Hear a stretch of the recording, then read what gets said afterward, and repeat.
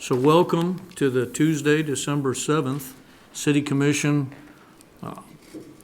meeting, and please join me in the Pledge of Allegiance.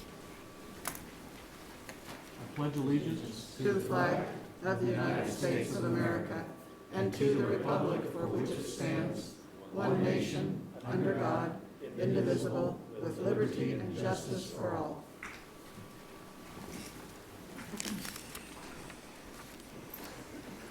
Okay, we want to start off with some recognition, and that would be to invite the 2021 Citizens Academy graduates to come forward in front of the commission room. And the Citizens Academy is a really great thing that we do. I remember going through it in 2011. So for those of you that are part of the group, please come forward. The Manhattan Citizens Academy just completed its 24th year with more than 400 graduates, and we're so pleased to recognize this group of civically engaged individuals tonight. This year, we had over 20 individuals participate in the Academy, many of whom are here tonight seeking to become more informed citizens and learn how local government works and how taxpayers' dollars are utilized. This group spent many nights over the course of this fall becoming more knowledgeable about city departments and initiatives in order to become more engaged in the community. On behalf of the City of Manhattan, we thank you for your successful participation and completion in the 2021 Citizens Academy program. And then, yeah, how about a round of applause for our Citizens Academy graduates? We had a great group this year that spent a lot of evenings learning about local government, visiting our facilities, talking with city staff, learning how they could become civically engaged in our community. And we have some certificates here. We had over 20 individuals. We had a handful that could come tonight and be recognized. So just want to thank you again. Beth Ann Riley.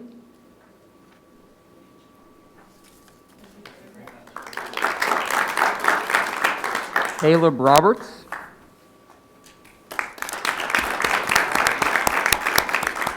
Christine Waxelman. Marcia Maurer. Richard Jones. And Myron Crystal. We have a lot of folks in the audience, so I'm going to take the opportunity to let you know next fall, around August, we open our application period where folks can sign up to be participants of the Citizens Academy. So be looking for that on our social media, on our website, and in our MHK Insider newsletter. Thank you all again very much. congratulations.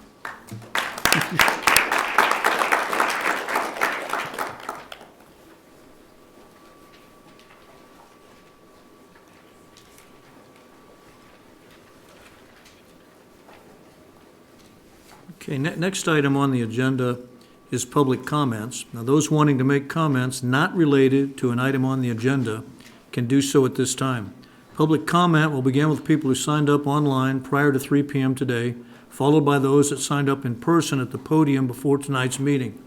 After those speakers, we welcome any other members of the public to come forward to speak. When you do so, please be sure to sign in on the list located at the podium. Each speaker should state their name and residential address for the record and for the audience. Each speaker has a maximum of 5 minutes and must stop speaking when the timer sounds.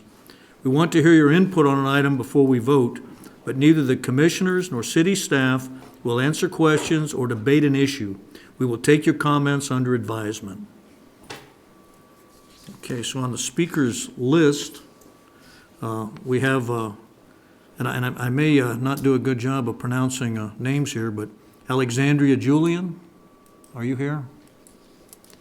Okay, didn't make it yet. And the next name on the list is Marqueen Corton. Did I pronounce that right? If not, correct me. It is regarding an item on the agenda, though. Okay, then you need to wait on that. And then the next one was Lorenza Lockett. He is here. Okay, excellent. Good evening. My name is Lorenzo Lockett. I live at 1920 Blue Stem Terrace, Manhattan, Kansas, 66502. I'm here to represent CEJ, the Manhattan Coalition for Equal Justice.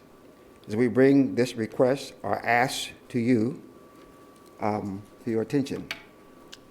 Again, as you may recall, we presented this ask to this board roughly 1 year ago. In addition, you should have received a hard copy of this document via email. However, since all parties in this audience and those listening at home do not have a copy, I will read it in its entirety. Also, copies are available for those that may have an interest in this and for the media after we finish up today. Objective of our ask: to create a fair and highly publicized appointment process for a board that makes decisions with millions of dollars in tax money for the police department, thus affecting all residents of Riley County and the city of Manhattan, which is our law board. Point 1, establish an open, transparent, publicly announced application process, including a position description with preferred qualifications and the ability, not required, to upload a resume and provide a link for where to upload that to. Some of the points along that, we suggest that you rename, instead of saying fill out an interest form, to apply for the law board. Point B, include a link to apply on the RCPD website, and that link is provided here on this document. C, include a list of current members, their term dates, and the next set of term dates on the website. D, provide a list of dates including application dates that with the close date, dates for applications to be reviewed, tentative date span for the decision to be made. Item E, include a job description for law board applications, including key responsibilities, time commitment, demonstrated abilities or experiences, preferred qualifications, and going to item F. For the actual application, update the questions to be more specific to the law board, as the board has a much larger budget and effect on the public. 3 suggested questions. What qualities and experiences do you have that make you a good fit for the law board? What do you see as the most important responsibilities of the law board? In your opinion, what are some of the top priorities for the Riley County Police Department?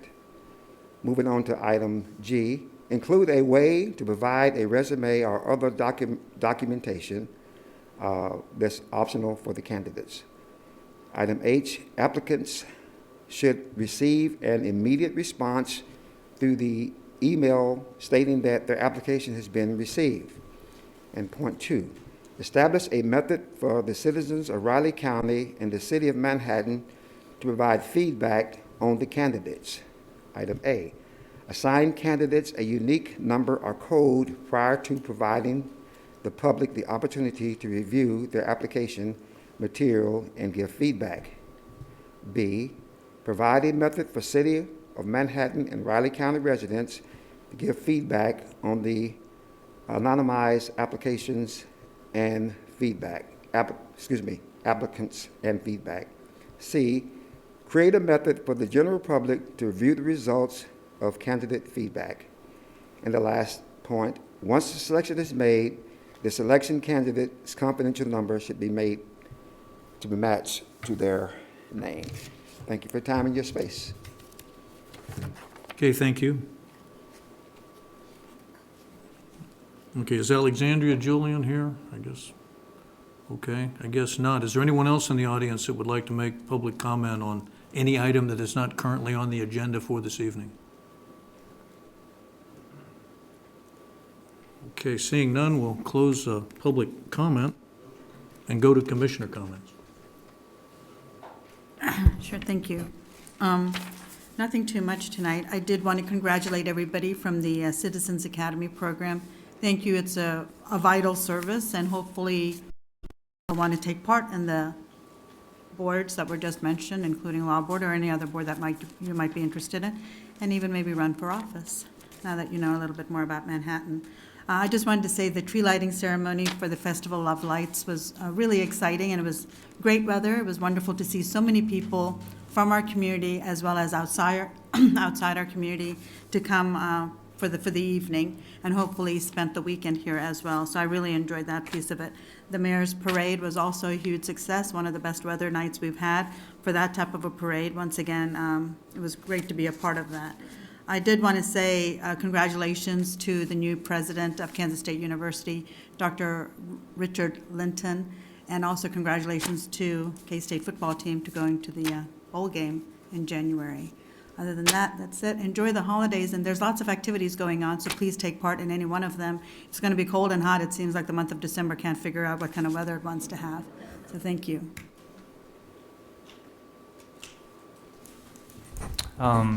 I have nothing to report when it comes to the MPO and ATA because we're meeting tomorrow, but the Food and Farm Council did have their survey, preliminary survey and the results, and I think that going into next year is going to be pretty important, I think, for both the city and the county to work on together as that master plan comes together and the food systems improves.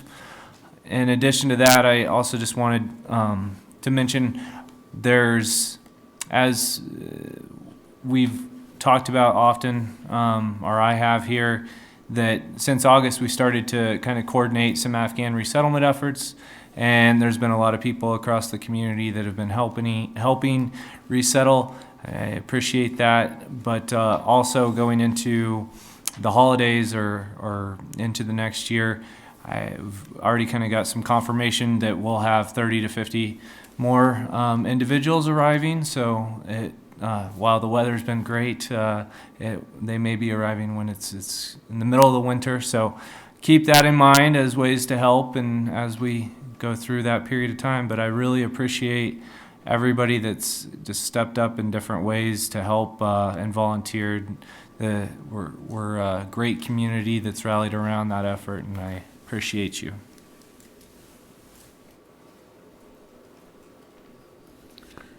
Yes. I want to congratulate the Citizens Academy members, if any of them are still here. So many times people leave right away after they're part of the program, but I think it helps you become familiar with the community and with this city government process. So it is worthwhile, and I encourage others to sign up. It's not that long a program. The events of the last week have been really special, and I hope that you were able to take advantage of them. The tree lighting, the Blue Earth Plaza 2 weeks ago, and truly congratulations to the new president at K-State. We will be working with the university administration. It is critical that we work together for the betterment of this community. And the university is a major player here, a major employer. And so we're tied together and we work together for economic development kinds of projects. And I'm excited about the bowl game too, Yusha. That sounds, I can't go, but I think it's a great thing that we're doing that. I serve on the board of the Flint Hills Regional Council, and we have been really busy because Christy Rodriguez, who has been the executive director, her last day is this coming Friday. So we have been in a flurry of activity trying to get all the ducks lined up before she leaves, because we have a number of federal contracts, and we're trying to make sure we keep it steady as she goes. That's a major leadership position and responsible for writing grants. So if you know of someone who would be interested or qualified, it would be a great leadership position to obtain. And that's all. Thank you. Yeah, I just want to say thanks to everybody that's, contributed to making, Manhattan the Spirit of the Holidays destination. And if you check the CVB website, you'll see there's all kinds of events that's still taking place. And of course, we had a real busy weekend, and Parks and Rec really went out of their way to make the parade successful, and the Whoville Project and DMI did great work, and I can't even list all the people that were involved, volunteers, things of that nature. And we have changed the parade. It was called the Mayor's Lighted Parade. We've changed it so that this year and for future years, will be called the Manhattan Spirit of the Holidays Lighted Parade, because it belongs to the city, not the mayor. And the goal, and I'll throw it out now because I expect to see that happen next year, is we want 80 or more entries. That will make it the largest Christmas parade in the state of Kansas. And that's what the goal is. So if you've got a business or something out there, figure out how to decorate it now, because we're going to be putting pressure on to make that happen next year. But thanks a lot for everybody that helped make it successful so far. Okay, let's move on to the next item, which is the consent agenda. The items on the consent agenda are those of a routine and housekeeping nature, or those items which have previously been reviewed by the City Commission. A commissioner may request an item be moved to the end of the general agenda for more discussion. Does the commission have any questions or comments on any of the consent agenda items?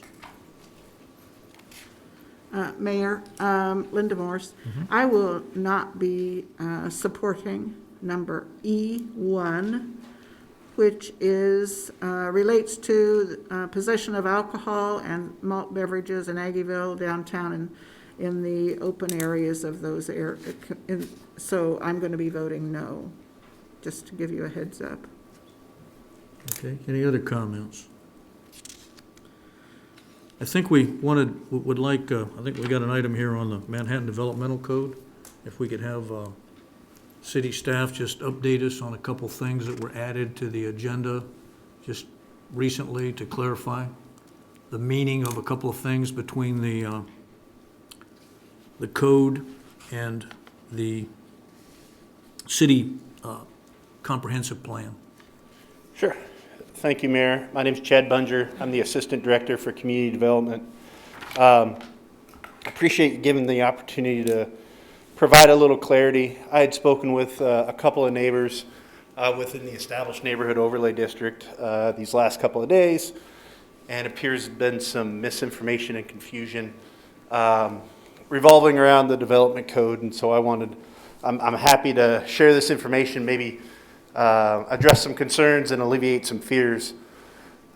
First off, we've been working on the development code, as you all know, for the last 5 years. I've had a bunch of meetings with you all. Our staff has worked real hard to create a development code that works for our community and for our community, not just a boilerplate set of regulations.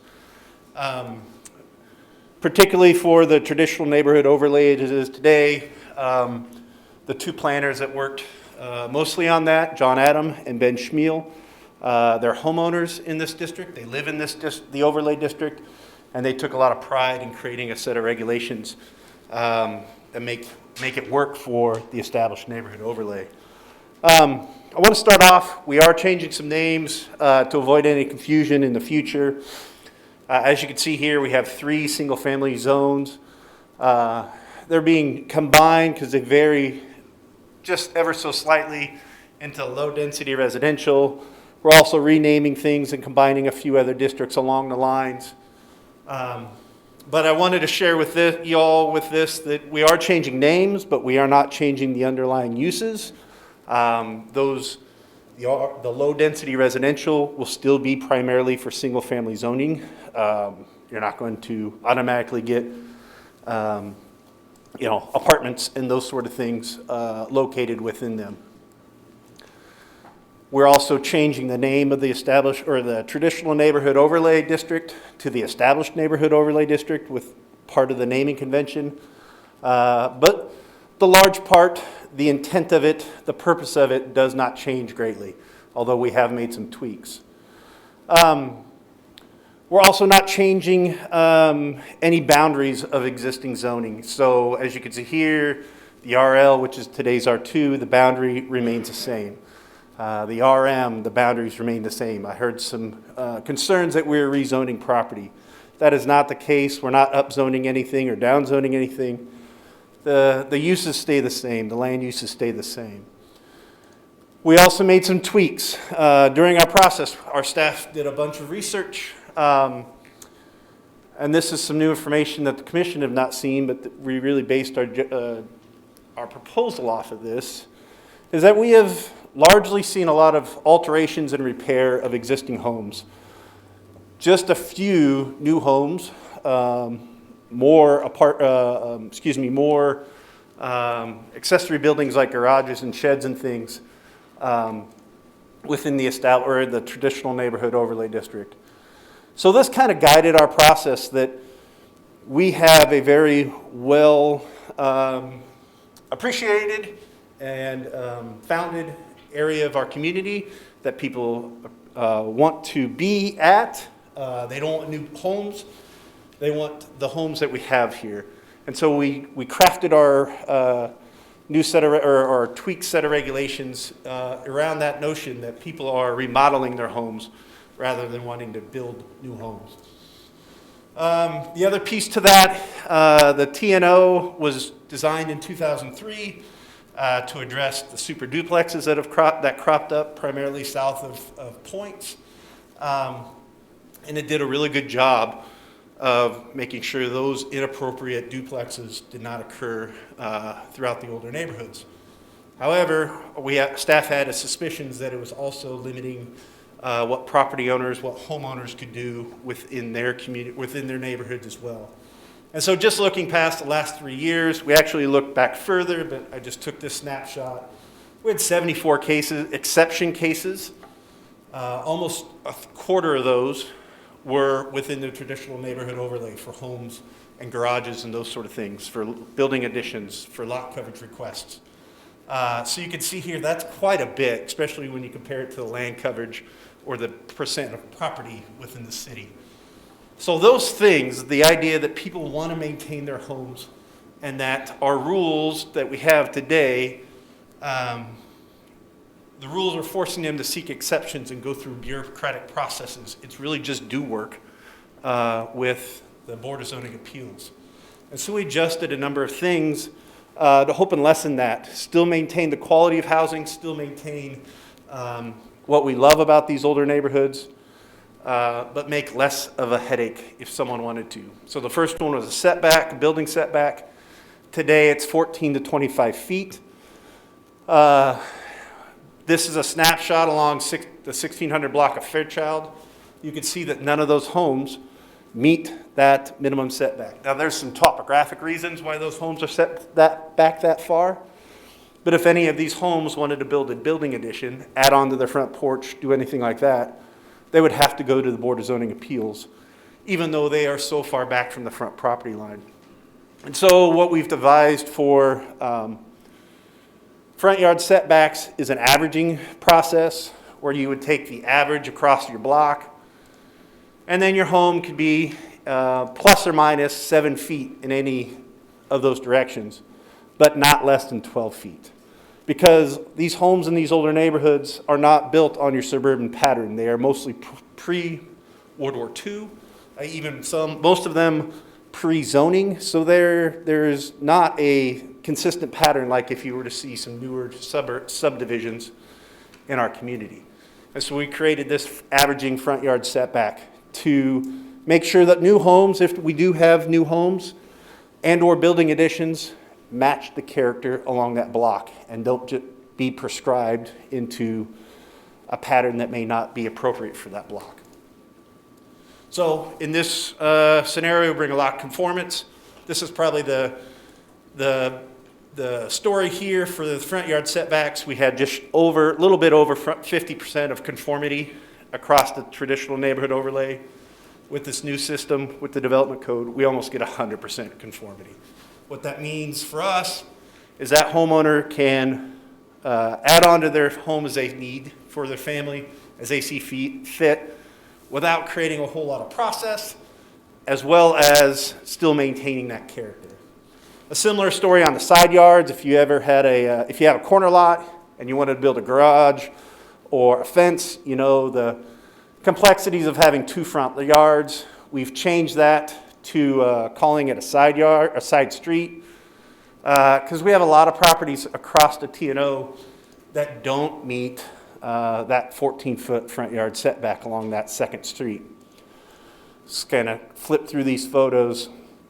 So part of this process is creating a street setback where we have very little conformity on that side street of that corner lot, where if we drop it to 8 feet for a home, we gain so much more conformity, and thus people will be able to do more with their homes, building additions, detached garages, those kind of things.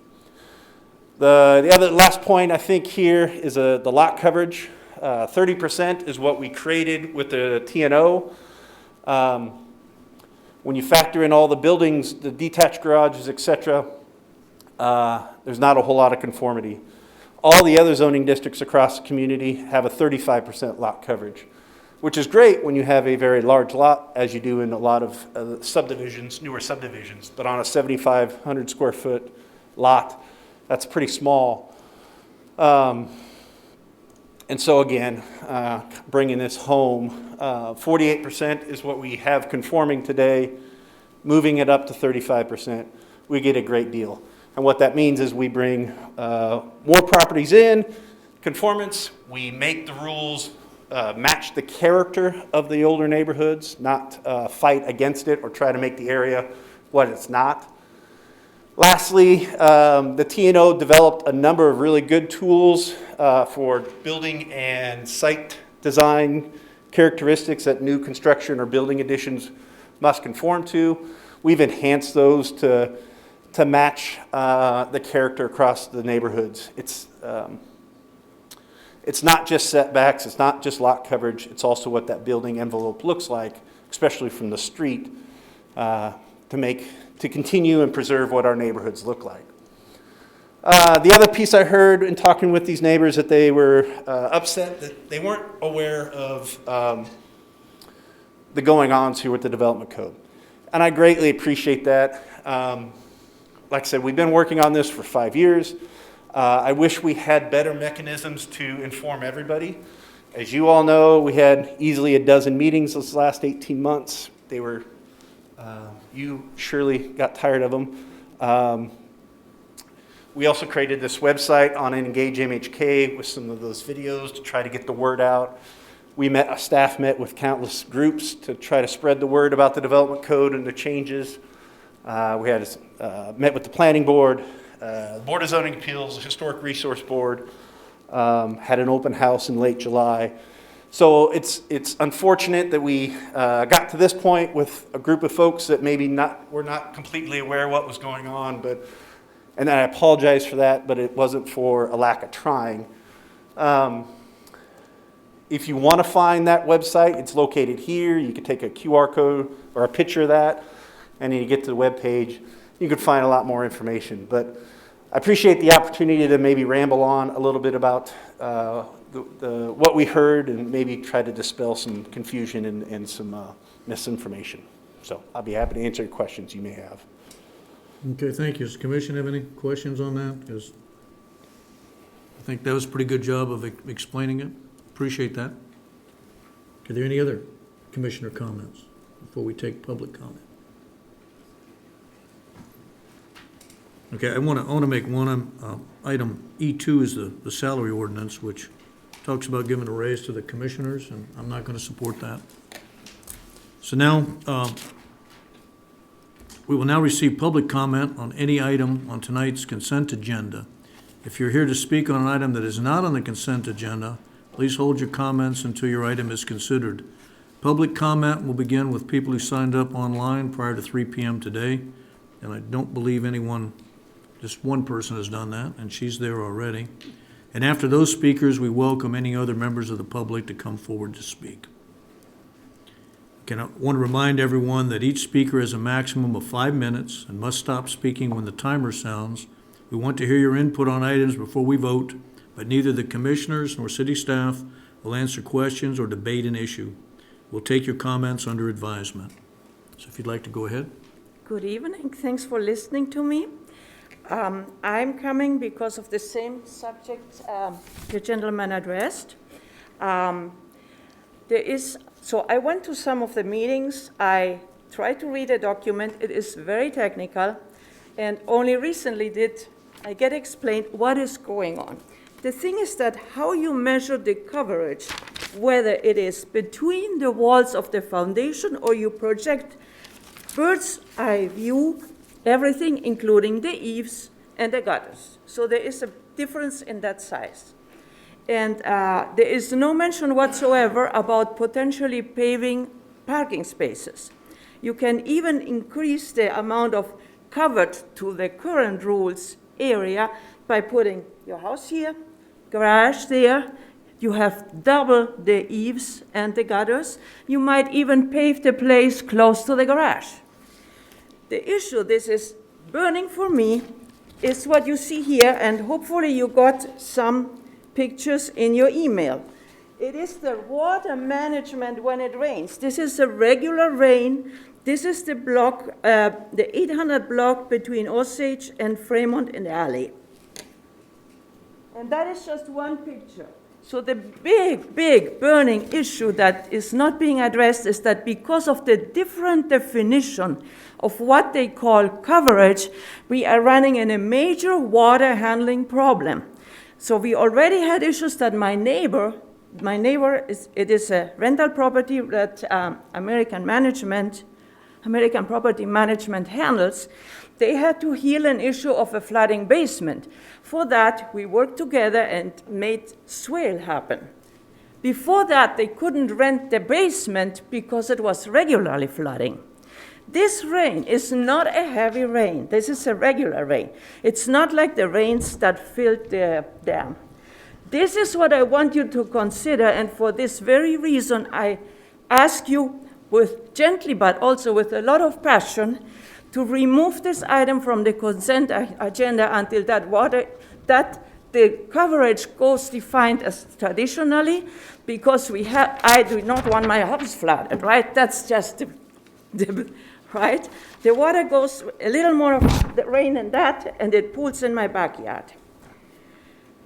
Yeah, so I'm sorry that he had to wait, but we are busy people, and not all of us have learned construction science or are civil engineers or studied architecture. It's in the technical details where this issue pops up. Thank you. Thank you. Are there any other speakers on this particular topic, consent agenda topics? Please remember to state your name and residential address. Well, good evening, Mayor Butler and Manhattan City Commissioners. My name is Mel Borst, and Jan and I live at 1918 Humboldt Street. We are about to learn if our city government will comply with state and Manhattan zoning amendment laws by sending the Manhattan Development Code zoning regulation amendment back to the Manhattan Urban Area Planning Board to bring into required accordance with the Manhattan Urban Area Comprehensive Plan. At issue are zoning regulation changes in the Manhattan Development Code that allow overscale buildings to be constructed or enlarged anywhere in the traditional neighborhood overlay area. Our updated letter sent to you earlier today explains how building coverage is interpreted by current regulations.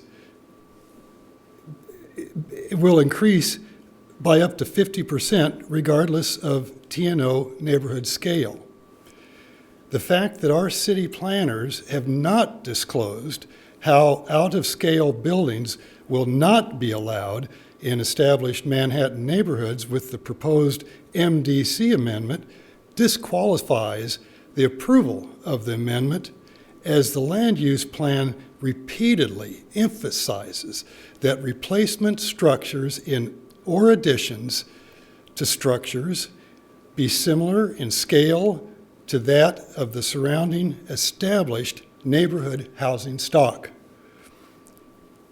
It's a challenging issue to explain, and we are fortunate to have educator friends in the neighborhood to help better communicate understanding between current lot coverage percentage regulations compared to building coverage percentage regulations in the proposed MDC amendment, as the proposed regulations do not include overhangs or eave troughs or other construction with a fixed location on the ground, as they do currently. I hope we can return to our homes tonight, knowing our city government made the right decision to follow the land use plan. But first, you must determine how the proposed MDC amendment to the Manhattan zoning ordinance prevents overscale buildings in established Manhattan neighborhoods. We wish you wiseness in your decision, and I will try to answer any questions that I can for you. Thank you. Okay, thank you. Are there any other speakers on the consent agenda items? If so, come forward and state your name and address, and please sign the sign-in sheet.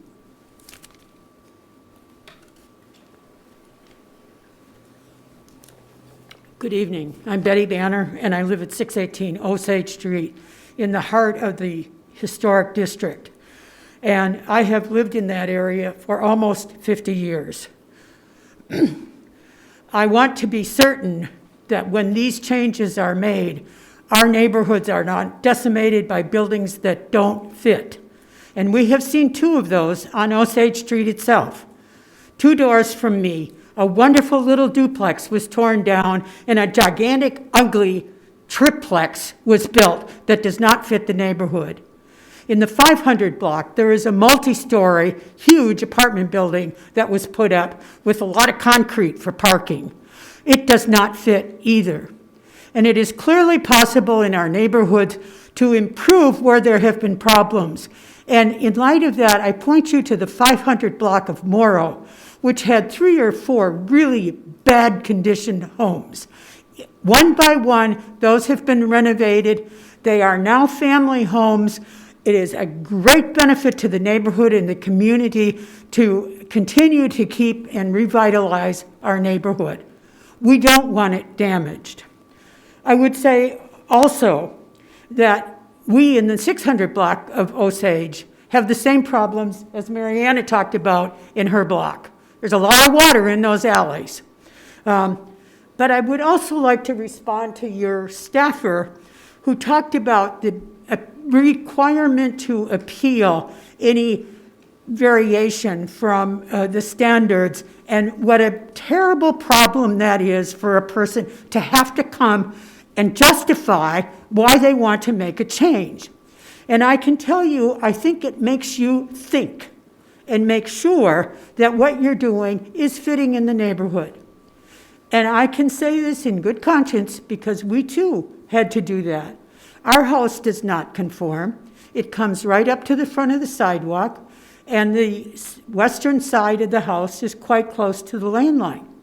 Now, having been built in 1865, we didn't have those zoning rules then. But in order to put an addition on our house, we did have to make sure that we had permission from the city to do so. I don't think that we should give away the requirement for somebody to think through what they're doing in our neighborhoods. And I hope that you will give consideration to the requirements of a beautiful historic neighborhood that should remain that way. Thank you. Okay, thank you. Are there any other speakers on the consent agenda items?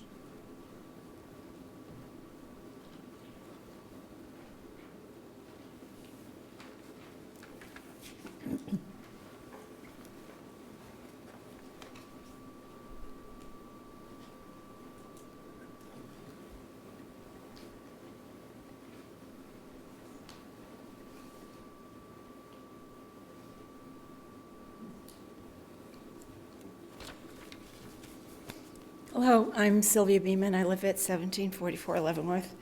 Thanks for letting me talk to you today. My husband and I, who've lived in our house for over 40 years, we're concerned about the proposed amendment to the Manhattan Development Code. I talked yesterday at length with Chad Bunger, who very patiently explained to me that many structures in the traditional neighborhood were built before there were zoning codes, while others have become non-conforming as zoning codes have changed. That has resulted in great variability in lot coverage, as he just explained, and setbacks as well. Mr. Bunger explained that the proposed amendment to the Manhattan Development Code is an attempt to bring more structures into conformity with the zoning codes and to allow owners to alter or augment their structures in ways that don't require an appeal to the zoning board. I agree with Betty Banner that the appeal process gives a chance for experts who in the city who understand about building and various things to pass on what's going to be done, and also gives a chance for the public to have some say in what's going to be going up in the neighborhood. In trying to reconcile differences in regard to code, an issue arises because the amendment draws a larger envelope in what is currently permissible.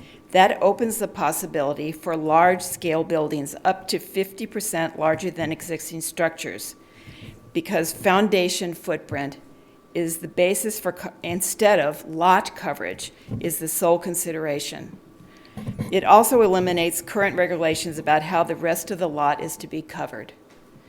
And my neighborhood had significant problems with water runoff also, and it was really, I think, only finally addressed because Eugene Field is being expanded, and the builders were exceedingly upset that they had to use a sump pump to clear out a large pool that collected every time it rained, any kind of rain, right next to their new foundation. So the city had previously informed us that they would get up to the school in 2 years, but I'm really glad that they have expedited that. But as Mr. Bunger says, most people are doing, I would say, responsible, conservative additions or renovations to their property, but it's possible that someone could come in and take full advantage of this expanded envelope and build a big balloon house. This is happening in neighborhoods in Kansas City. And of course, the taxes would go up. One thing that people like about our neighborhood is that the houses are still affordable. There are a lot of houses in the traditional neighborhood overlay area that a lot of people would consider junk, and young families and retired people have moved in there and made them really beautiful places. I can see from Engage Manhattan, Kansas webpage that Mayor Butler suggested I look at, that the city has put in much thought and effort into updating zoning codes. I noted this involved consultation with stakeholders such as businesses, developers, realtors, architects, landscape architects, and engineers, as well as many city staff and the city commission. Mr. Bunger also mentioned input by the Ordinance Advisory Committee, a group of 15 to 20 people, 4 to 5 of whom were regular citizens. I'm disappointed that more citizens or neighborhood representatives have not been part of the process. What happened to the liaison with the city who regularly met with neighborhood representatives? That's how we used to find things out, and through our representatives, we made our feelings known to the city. Mel Borst is the only person of many neighborhood folks I've spoken to in the past week who was even aware of this amendment, much less grasped its implications. The city should better publicize and explain the proposed changes to zoning codes to us property owners and give us a chance to voice an opinion before you vote a second time to accept this amendment. Based on my discussions with dozens of neighbors, I believe people do care about the size and scale of buildings in their neighborhood and lot coverage by impermeable surface substrates. An open discussion is essential to guarantee appropriate input by affected residents. Thank you. Thank you. Is there anyone else that would like to make public comment on a consent agenda item? Okay, seeing none, we'll close public comment and come back to the commission. Yeah, unfortunately, you were going to speak about the dog ordinance, and that was public comment at the beginning of the meeting, and according to our procedures, I can't allow you to speak at this point. I'm sorry, you'd have to come back next time, and I apologize for the fact that you thought you could do it by Zoom, but the commission does have your slides and your letter. So we will take a look at that. Thank you. Does the commission have any other comments on the consent agenda items? I just have a question for Chad here then. So someone posed the question, how does this prevent overscaled buildings? Is there a way that the ordinance will prevent overscaled buildings? And how can you get a 50% lot coverage on something if we're only allowed 35% lot coverage? So we are changing the way we calculate the building coverage. Today it's lot coverage, and it is a bird's eye view out to the roof hangs. That has caused confusion over the years in a variety of different circumstances. That lot coverage is primarily a massing standard, meaning it's what we see from the street or the alley of how large that building is. And that is primarily the rectangle or whatnot, the shape of that building. Very little to do with the roof eaves and the peaks. And because of that, we're changing that definition across the community. It's a standard definition where we will measure things to the wall face rather than out to the roof eaves or the gutters. I haven't done the math, but I don't believe that'd be an automatic 20% jump or 15% jump up to that 50%. But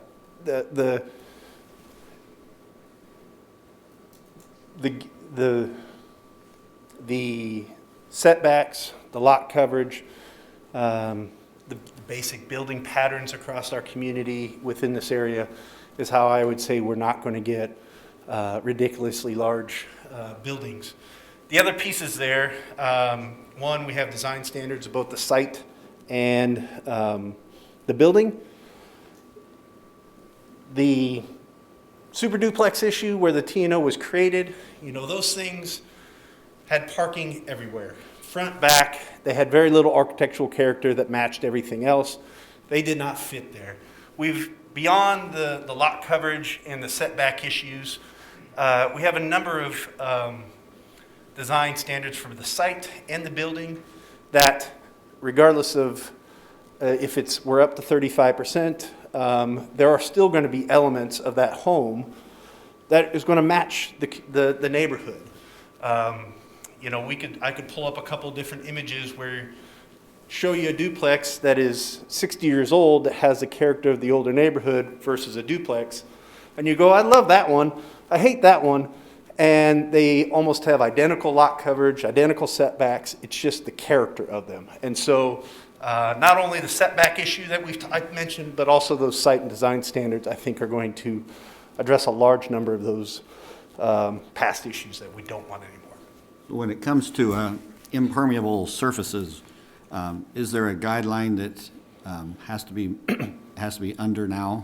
So we don't have that rule now. Again, the lot coverage issue is a massing issue. And so we don't have any standards beyond the face of the house that would limit impervious surface today. And we're not imposing any with the development code. Largely that is public works standards for stormwater runoff and management and those sort of things. And again, a lot of those drainage issues, that's just the lack of or undersize of infrastructure across our older community. Okay. Thanks. Let me ask you another question, Chad. Yes, sir. I'm thinking back to the landmark water tower issue that came up several years ago. Sure. And I believe, the reason we ended up turning that into a pocket park, but it's sort of the same issue on size, because the idea was, the eaves overhung into the park and goofed that up, and I know we ended up getting around that, but it seems to me that that's sort of a valid issue. If you use that wall, because you can make a huge overhang or an awning or something, and I'm not so sure this shouldn't be tweaked to address that, because you did a good job of explaining how you don't think this is going to happen, but I think there's a feeling that if it's not, if every I and T isn't crossed, there's a possibility that could take place, and I got to thinking about that landmark water tower issue years ago, and we ended up getting it resolved, but I think we had to resort to making it a pocket park. Chad, do you mind if I Because the jump in? zoning didn't take care of it, and so that, Chad, do you mind if I that's my jump in? concern. Oh, I appreciate that comment about wanting to dot every I and cross every T, beyond what the established neighborhood overlay district says, we also have, for all development across the community, a standard where eaves cannot extend more than 2 feet into a required setback. And so, yes, the bulk coverage, the lot coverage may say we're not going to count the eaves, and the setback is going to be at the wall face. However, so if I build that wall at the 6-foot side yard setback, the standard here under general standards in Division 7A says that my roof eave can't be more than 2 feet wide into that setback. And so, yeah, I agree with you that we want to double check all those things, but we have factored in that you can't just make this gigantic roof eave that then extends into someone else's property or extends onto the 0 foot into the, onto the property line. We have that assurance that that roof eave cannot be any further into that setback more than 2 feet. Okay, so that would mean, you get 6 foot on either side, but now we've reduced it to 4. At the roof eave, which would be, anywhere from 6 to 4 feet. I think what they'd like to see us do here is on what was the TNO district is not allow that to happen. Is it possible to tweak this ordinance to do that? I don't know, John, I mean, I know this has been a huge project, but, and it's a late period, but this is the second and final reading, and if we pass it, you'll have to revisit it anyway, so. How hard is that to do? Sorry, John Adams, Senior Planner. At some point, the building code kicks in and will limit how close eaves can be to each other across property lines. So that is one thing. The thing is, it's been stated or it's been suggested that we've been mismeasuring things and we should be measuring impervious surface. That's never, ever been how it's been measured in this city. And as Chad mentioned, these are bulk standards.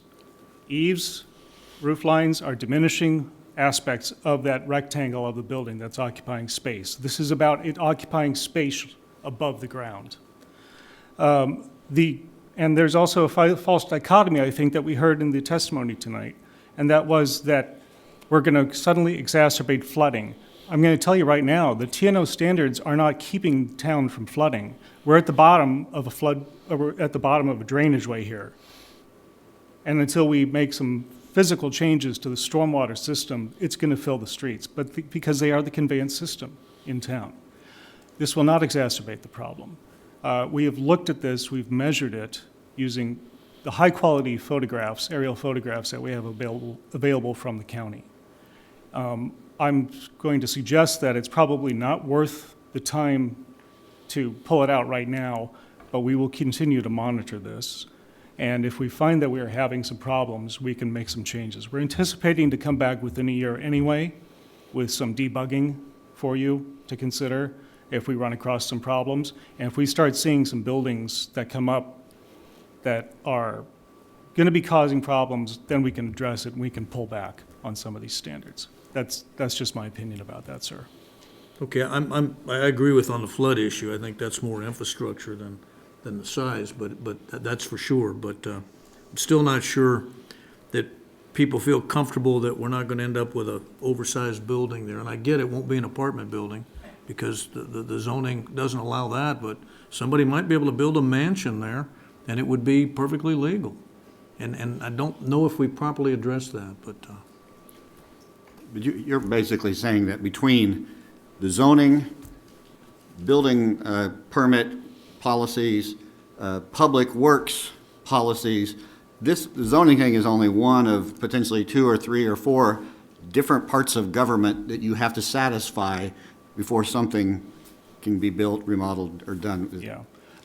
And my colleague, Mr. Schmiel, just reminded me, the interior side setbacks between buildings, between lots, currently only 12% of buildings are conforming for the side setback. The change that we're suggesting would bring 50%. So it's not even a great amount of change. We're just making it slightly better. So I think one of the other things is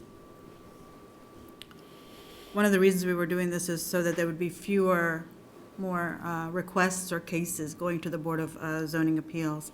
You had mentioned how many were built and how many are non-conforming. I think 300 some odd, right? That are non-conforming or that were approved by the Board of Zoning Appeals? Yeah, in the last couple of years, this slide here, Yes. So how many were approved by them? Sorry. pretty much all of them, I believe. I think all but maybe one or two. That one I should have taken a little bit more time to read through the agenda. Okay. But I would say 95% of all those cases were approved. Okay. So hardly any of them are denied? Correct. Okay, because I remember the Landmark one, the housing that was there. I think we denied it. I don't know if they went to Board of Zoning Appeals or not. It would have originated in the Board of Zoning Appeals. I think there was a request to get some more land from the Water Tower city property that the commission denied at that time, but it would have originated, or a majority of that request would have been with the Board of Zoning And they Appeals. pulled it, they pulled their application. They pulled one application, went back for another. That was successful, but then ultimately did not construct it for a variety of reasons. Okay. So it didn't happen, even though it was Did not happen, approved? no. Okay, so I think one of the things I heard from public comment is they still want that second step of the boarding zone appeal. So what does that process look like? Let's say we denied something or there's a conversation happening. Is the neighborhood given a public notice that it's going to take place and go to the boarding zone appeals? What information does the neighborhood get before something goes to the Board of Zoning Appeals, if any? Sure. If something doesn't comply with a standard, a setback, a lot coverage, whatever, for a building addition, and the owner wants approval by the Board of Zoning Appeals for a setback, it'll be an application to community development. Today, that application is $120. It takes about 45 days for staff to review it. Notify the neighborhood through everyone within 200 feet of that property receives a letter explaining the request and when the meeting will be. And then we put an advertisement in the Manhattan Mercury, and a public yard sign goes in the front yard. And then, like I said, it takes about 45 days from the day the application's due to when the board will hear it. And then from there, they can go get their building permit and move forward. Majority of the time being with the Board of Zoning Appeals for 10 of my 15 years at least with the city. We do that process, and very few times anybody but the owner attends with issue. We've had some very contentious ones, but a lot of it is a formality. It is truly do work. And I get the idea that, yes, we should be letting everybody know whether a building permit is proposed, but it takes time and it takes effort and it costs money. And if it's getting approved, where we can address a lot of those through an amendment like this, we save a lot of people time and energy. We've seen through this effort, people value these neighborhoods, right? They're here, they are putting money into them. Do we want to, as a community, to say, well, you have this barrier to put more money into it, or to make your master bedroom what you want it to be, or your nursery what you want it to be, or we can make some simple shifts with our setbacks that we know are already broken. Like I said, in the last 3 years, a quarter of all cases are occurring in the TNO. Are we just being a roadblock? Are we just creating bureaucracy for bureaucracy's sake? Because the majority of them are building additions. They're not new homes. We're not seeing a ton of new homes. It's just work. And we're trying to eliminate a lot of those barriers so people can enjoy their property as they want to. All right, thank you. I do have a question, Chad, about public process or public knowledge. Mm-hmm. So currently, you place a classified ad when there's a Board of Zoning Appeals action. Yes. And Planning Board even sometimes. And you put a sign, have the owner or somebody puts a sign on the property. In the future, how will that work? Same. How will the public be notified that somebody just went and pulled a building permit and they're going to build out closer to the sidewalk which changes the dynamic on your block. So with a building permit, there are largely there are no public notices. Yeah. If they conform to it, we have toyed around with the idea of having some sort of project list, although that needs to be flushed out, similar like what Public Works does with road projects, but for building projects. But that still needs to be flushed out. So if I go get a building permit today, there's no public notice, and there won't be with a building permit if when the development code is approved. So to the point of that averaging or ever shifting, that'll take a very long time for every home to be demolished, someone build new, and to shift 7 feet up to that 12 feet. We're just not seeing that happen in these older neighborhoods. They are being remodeled, they are being rehabilitated. For 20 years, just 34 new structures, that's 2 a year. We're just not seeing new structures occurring. We're seeing, we're seeing alterations occurring in these older communities. And that's what we want to help with these development code standards for the established neighborhood overlay, is to bring more properties in conformance so people can make those alterations to those homes that they see fit. I have actually objected to some of the Board of Zoning appeals, some of the projects that have been appealed or processed by the Board of Zoning, approved by the Board of Zoning Appeals, because it involved like 5 different factors. Sure. Build closer to the alley, build back to the back property line, build out to the front property line, more lot coverage. There were, I don't know, multiples.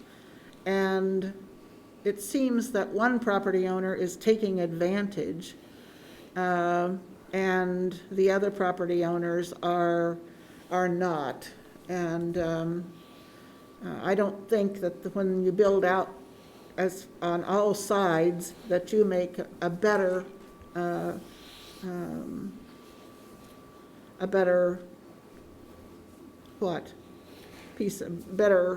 building and Sure. structure for the community necessarily. If I may, being a Board of Zoning Appeals planner for, like I said, a bulk of my time here, a lot of those are really more of a fact that house didn't conform to that lot. It already exceeded the lot coverage, and they want to build a building addition. The front yard already was encroached, the side yard was already encroached, and a lot of those times we just we add those requests to give clear title, so maybe that building wasn't doubling in size into all setbacks, but it was only going into one. But because there were so many nonconformities, there were so many things out of place with the zoning district for that house, that we added those on so that there would be clear title to that property. They would have documentation that the Board of Zoning Appeals blessed that whole structure. So very rarely do we have something that is growing on all 4 sides that makes something have to have exceptions for the rear, the side, and the front, and the lot coverage. It's more of a one addition, but it spurs on a variety of other things because that house just didn't meet the setbacks as it is today. I just think it's important to have order Yeah. in our housing and in our neighborhoods. And the continual churning of exceptions doesn't help that situation at all, and it causes people to not trust the process.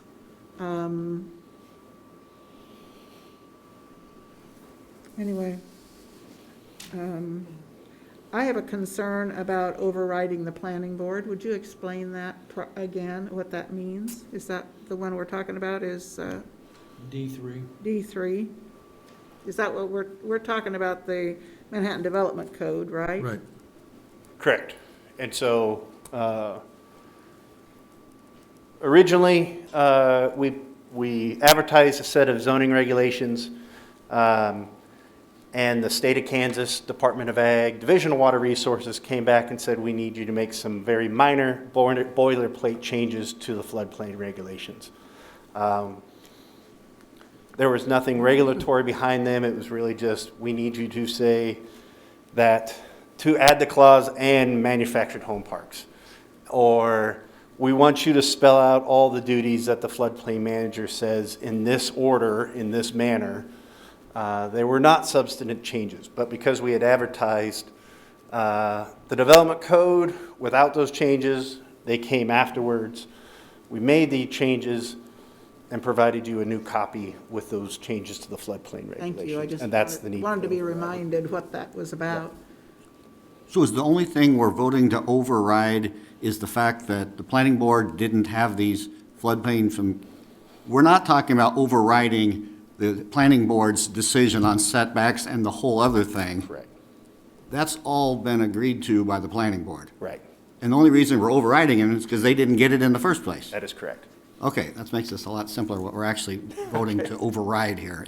We're overriding nothing, essentially. Yeah, they're really non-substantial additions that the state wanted us to include.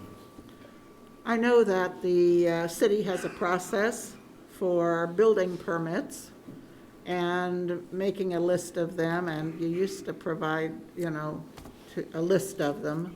I don't know that you're doing it anymore. Is there a way to inform the public about this process without asking for a Freedom of Information Act? How can we find out what the permits are that you're granting?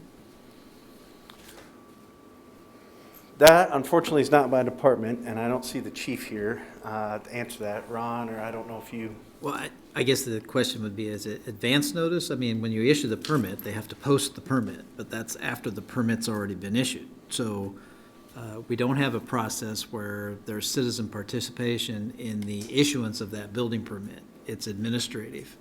And it goes through the checks from an administrative standpoint to make sure that it's in a proper zoning, it's undergoing the proper subdivision regulations, all of that's reviewed, that, yes, we can issue this permit. So, but the property owner has to display that permit in a visible spot to understand that there has been a permit issued to do that work. In the future? That's the way it is now. And I know, but I'm talking about in the future. My point is, we have a lot of citizens here that are suspicious about this process and don't believe what you're saying in certain areas. And I'm saying, I just want to know, is there a way that if this passes, that they can follow some examples that they're eventually going to, other than just watching on their block, or how can they find out, transparency-wise, what the city is doing with regard to the approval of building permits in the city? See, my understanding on building permits, we put this Manhattan Developmental Code in place. The building permit doesn't need anybody's approval. That's because the right. code's already done that. We're talking about So that's the afterwards. point. Now, you've actually got three things at work here tonight. One is we got the massive developmental code, and we seem to be 99% in agreement on that. And then we've got a citizen group that's worried about a specific provision of it. Now, we're gonna end up having to vote on the entire code, not that specific provision. And I think what I'm hearing from the staff is they tried to address it, but you're 100% correct, Commissioner Morris, that the folks out here don't trust what was said. And so we do probably need to tweak that one provision. So the question is, do we come back and do that later and pass the code? Or do we not pass the code tonight until that gets tweaked? I think that's where we're at. I have a question that has nothing to do with that. But first, I also want to point out that it is very interesting to be talking so much about conformity and bringing people into conformity at the same time we're going to be talking about or learning about diversity later on. So that's the nature of government, I guess. But my question to you is, can you pull, one, the definition of family? Can you not bring, I guess I can bring the definition up, but how, are you able to search that document, the MDC, for how many times the word family is mentioned? Sure.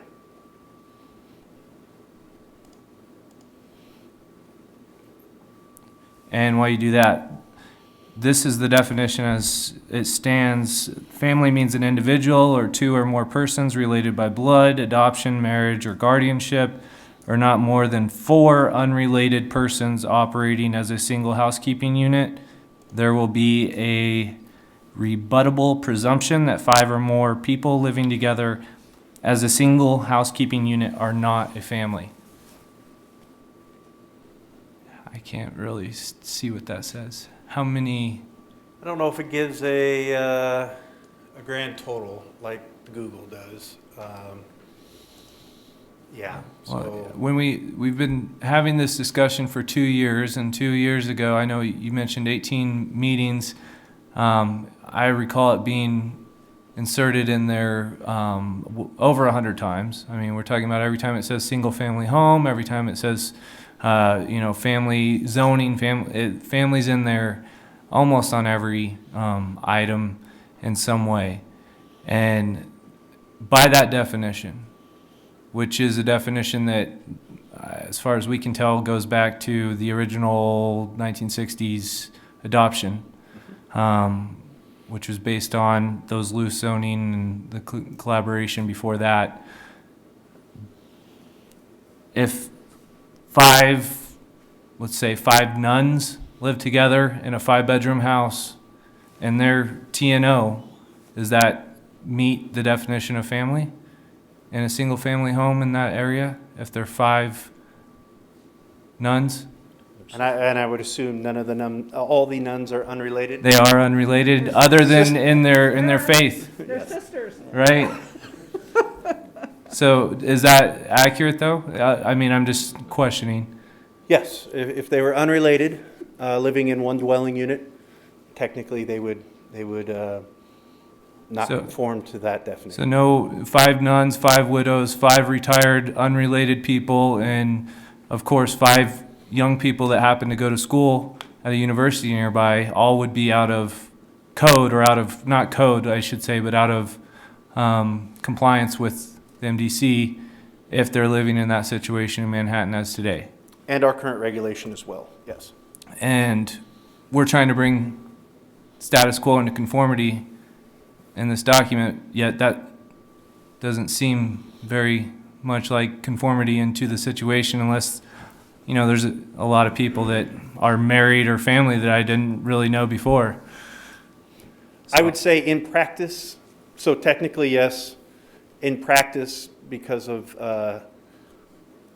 how we handle complaints, how our staffing is with risk reductions, the rather challenging efforts that need to go into researching if someone is over-occupying a property. Well, we only address family issue, the over-occupancy issues, if we get a complaint and can verify that complaint. So unless that nun, those 5 nuns, have a rock and roll band that their neighbors aren't fans of, we probably don't hear about it and have enforcement of that. Right. So, but you're choosing not to enforce it, but it still We're exists. knowing about it. Yeah. The rules still exist. I mean, why have rules? As the mayor once said, why have rules if we're not going to follow them? But in this case, a lot of people aren't following that in that definition, at least for compliance. So, my grand request, again, after 2 years, is to get the government out of the business of defining who's a family and look at the unit and the structure. And as a single housekeeping unit, and maybe this body can get to that point at some point in the future, since we didn't make it this round, but that's still why I will not support this. We have not made that single change, and it's, every 60 years we get a shot at this? I mean, you're saying we'll debug it in a year, but it's taken a long time to get to this point, and I just don't want to continue that on. It leads to so many other problems. that is a challenging topic for a multitude of reasons, and so we'll look at those with the housing study. I think that's a good place to go with that. But it is a topic fraught with issues that we need to have a better, bigger, broader conversation than just one evening of chatting through it. Chad, Commissioner Reddy here. So you said we'll check back in 1 year. How Probably do you- sooner than that, but yeah, Right. we'll definitely come back. How are you going to be tracking, like, for example, in the neighborhood that just came up and spoke to us, are you going to track like how many permits were given in specific neighborhoods? Or are you going to go with specific items on the MDC? Just so we know where we are at and what has been done, positive or negative or indifferent. Right. How do you track that so we know what's going on? Yeah, so we're starting in on creating that internal tracking system for us as well as risk reduction. And so probably for at least a year, we will debrief every building permit one way or another.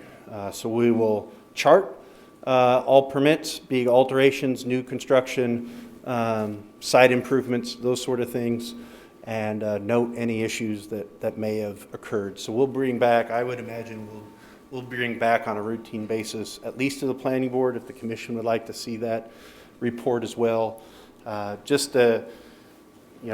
These last 3 months, we had 4 new homes, 2 new businesses, 12 new alterations, and kind of a debugging issue report for all those. Were there any issues in deciphering the definitions or applying the setbacks or whatnot? We will create that sort of report. I would also like to know how many would have gone to the Board of Zoning Appeals. Sure. If this was not in place. Yep. And I think, it was mentioned earlier, since we were talking about one specific amendment item in here, is there a way to make that stronger or more to the point for where neighborhoods know what's going on in their specific neighborhoods? Sure. I don't know what that looks like, but that would be something I would like to see in this document. Because they want to know. It's not like they would be against something, but they want to know what's going on in their neighborhood. And what this seems to do, or has a feel of, they don't have control of that. They should have the control of not wanting to show up at a meeting, even though they know what's going on. Right. Not, I didn't know there was a meeting going on, and this just happened in my neighborhood. The established neighborhood overlay, the traditional neighborhood overlay today will definitely be an easy spot to track. If you want, I haven't put my head around the utility of it, but we could definitely put it in neighborhood areas.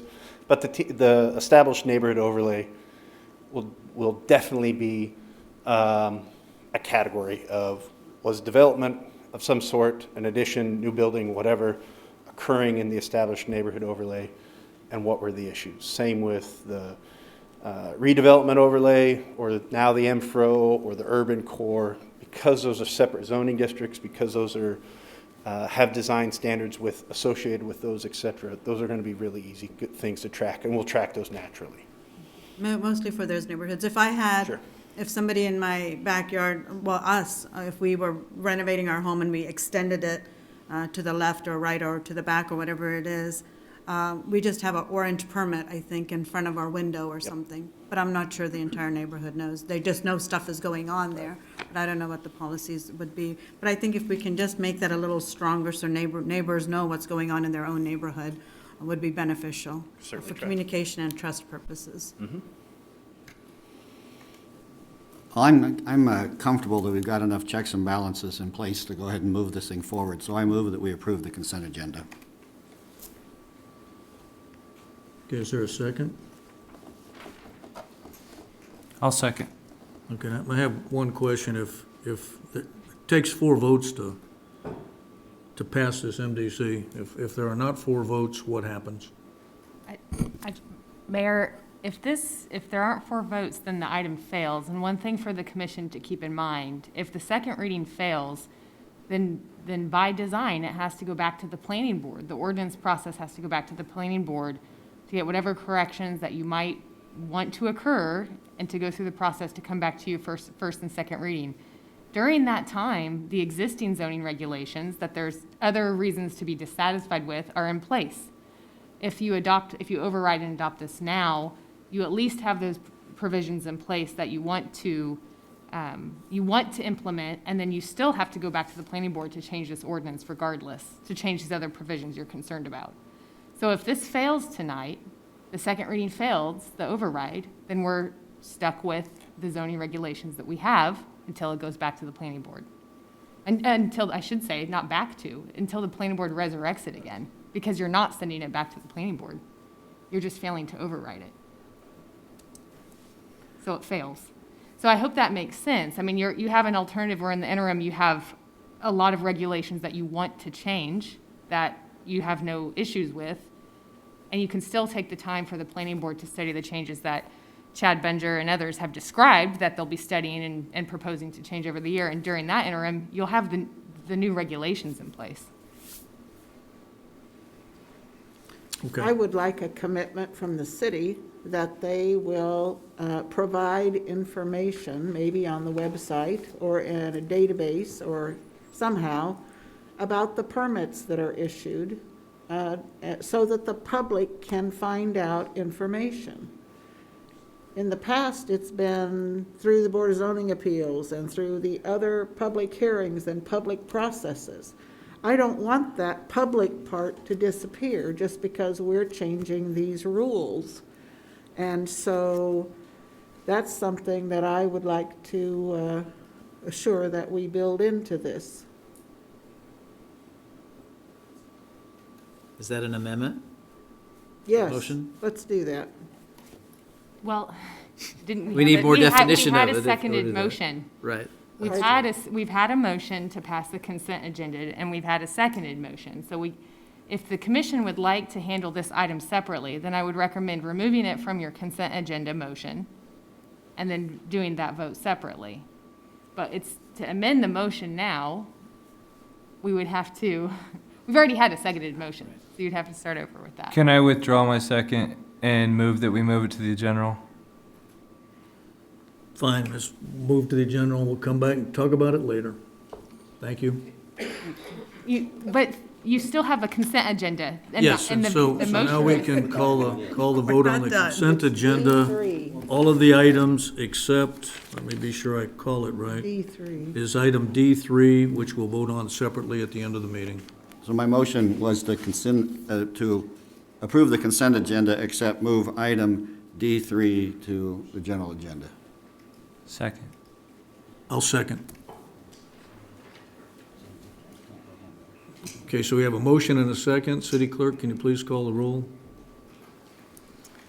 Mayor Butler, Yes on all items except E2, which I'll vote no on E2. That's the one that gives the city commission a pay raise. Commissioner Morse?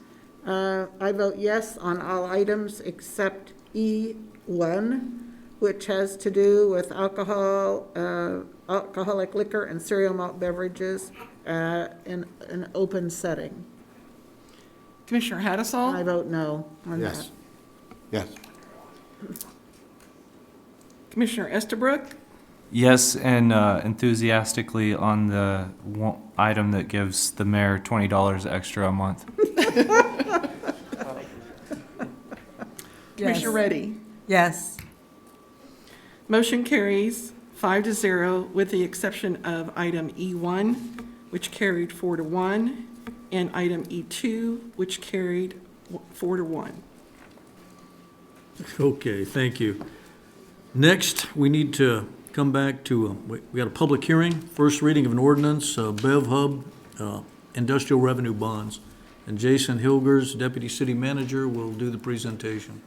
Thank you, Mayor, Commissioners. I have Dominic Eck here with Gilmore and Bell on Zoom. Dominic, if you can hear me, you can click on your video. Hopefully we've got this fixed and you can participate. I know Jennifer Cirque with Bev Hub is also here, their legal counsel. She can answer any questions if you have them of Bev Hub. This is a public hearing to consider the issuance of industrial revenue bonds for Bev Hub. Originally, back in October of 2020, we entered into an economic development agreement with Bev Hub. It anticipated an issuance of $900,000 in IRBs. This evening, we are approaching you for the issuance of $1.66 million. Basically, Bev Hub spent more on the addition than they anticipated. They have asked for that to be recognized in this issuance of IRBs. The real result is the abatement would grow from the anticipated $35,000 to $65,000 a year.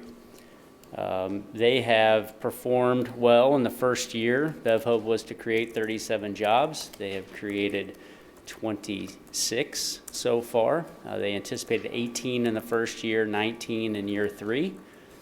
So we did compensate them for those 18 in that first year.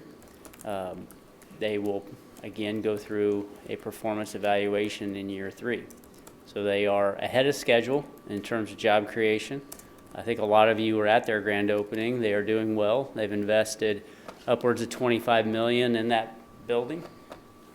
So again, yeah, we're here this evening for a hearing to contemplate the issuance of these IRBs so we can get these certified for their abatement for the next 10 years. I'd be happy to answer any questions you may have on the item, and then we can conduct the hearing.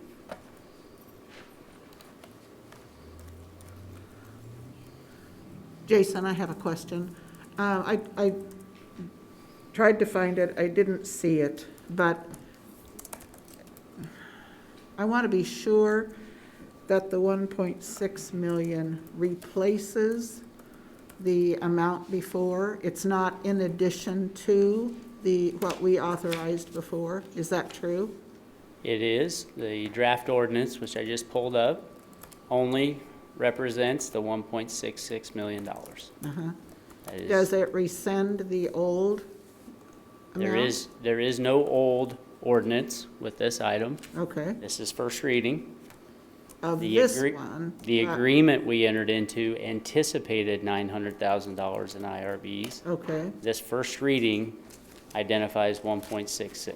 So we didn't follow through on the ordinance to approve the other one? Correct. Previous one? Okay, thank you. You Because bet. my impression was we had done it. Okay, Yeah. thanks. Nope, this is the first All time. right, good. Okay, I don't have any problems with the proposal, so if there's no other commissioner comments, we'll go ahead and conduct the public hearing. We'll now receive public comment on this item of business in the same order we did before. Each speaker should state their name, residential address, and for the record, for audience members, and you have 5 minutes, and then you must stop speaking. Is there anyone that wishes to make public comment on the IRB issue for BevHub? Okay, seeing none, we'll close the public comment portion. And at this point, I guess we can discuss, or we can have a possible motion. Yeah, I just want to be clear that this is on the new expansion portion for the property taxes, correct? Correct. For 10 years. Yeah, the original agreement was only for the expansion. This is also only for the expansion. They invested more money in the expansion. Therefore, they approached you for the additional amount. So the 10 years Correct. is from today. This will issue the IRBs. We'll certify next year, So from 2022 to 2032. 31. But yeah, yep. Thank you.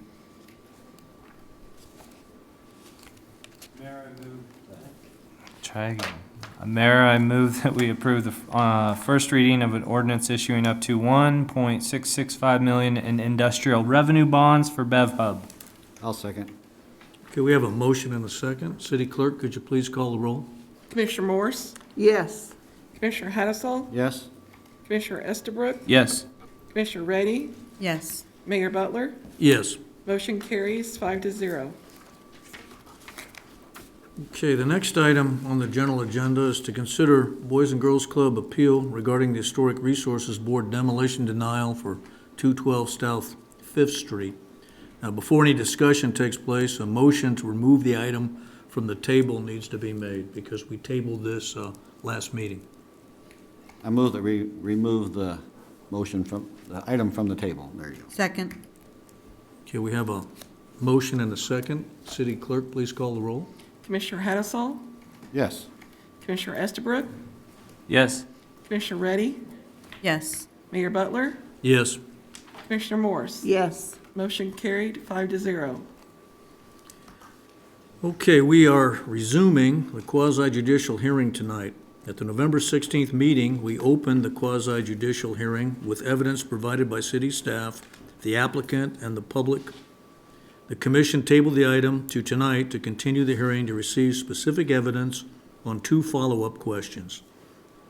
Before we get in, does any commissioner need to disclose any ex parte communication to the record? Linda Morse, I do not need to disclose any ex parte communication. Commissioner Hattasol, no. Commissioner Estabrook, I do not have anything to disclose. Commissioner Reddy, I received an email from Mel Borst as well as Phil Anderson, and I just want to disclose that there wasn't any indication of how I was going to vote on this agenda item. And I had 3 series of emails and I think some messages. I got one from Representative Mike Dodson on the issue. Mel Borst sent me one, and also Roger Seymour, and they provided their opinions on it, and I did not disclose how I was going to vote because it is a quasi-judicial action. You know, we did receive, commissioners received an email. Is that the kind of, do we need to disclose that?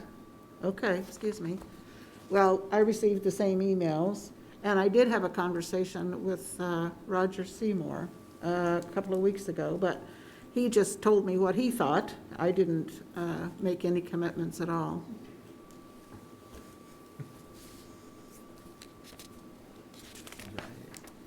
Okay, so at this point, I guess, Katie, you're up to bat. Good evening. This is a mercifully short slideshow here. We're going to briefly talk about the procedure. The main purpose of this slideshow is so that you will have a big visual of the decision factors again. It's very helpful to see them up on this screen. But tonight, at the last meeting, the commission limited the scope of this continued hearing. Both the items are listed here and who you asked to receive that evidence from. Before we do that, Ben Schmiel will speak just briefly and introduce the item. Then we'll have an opportunity for follow-up on each of the items you requested. Then the City Commission can discuss and take action and any follow-up questions. Just for everyone in the audience and for the commissioners, obviously the decision is based upon what you heard at the last hearing, any information that was in writing as part of that hearing, and then the information that you may have disclosed that is a part of this, and then anything you hear tonight. So we'll take all that into consideration and ensure that your decision is supported by competent, relevant evidence. The decision factors, just to point out that the decision factors are defined in the law. The relevant factors, all the terms up on this slide are in red, are defined terms. So we aren't extrapolating like aspects of it. So like, for example, you wouldn't extract what you think is feasible or what you think is prudent or how you would define those terms. Those terms are actually defined in the law. So the commission has to consider whether there's a feasible and prudent alternative to the proposed demolition, and whether that proposed demolition has included all possible planning to minimize harm. I'm not going to go into those in great detail other than to say I have the same slides here. So if when you get to your decision point, if you would like to look at those again, we can pull those up. Relevant factors is defined. Feasible and prudent alternative is defined, and then all possible planning is also defined term. And then finally, these are unchanged from the last time. When you get to the point of the motion, we have a possible motion for you to, if your choice is to uphold the HRB and deny the demolition, there's a motion for that we can walk you through. Remember that you'll have to provide information on the relevant competent evidence in the record that you use to support your vote. And if your decision is to overturn and allow the demolition, then we have that as well. So that's all I have, unless the commission has any questions, but just wanted to let you know what resources we had for the evening. Okay, does the commission have any questions? Okay, first, the city commission asked the property owner. Oh, sorry. First, the city commission asked the property owner to conduct a risk reduction, have the property inspected. Ben needs to talk. You need to talk? Yeah, I have some information to present. As Ben Schmiel, long-range planner for the city, I was just going to present some additional, or present the information that was included in the staff report, just to summarize that real quick. Mayor Butler, I think you did a fine job summarizing the process and where we left off from last time. So just to real quickly go through what was included in the packet for this item.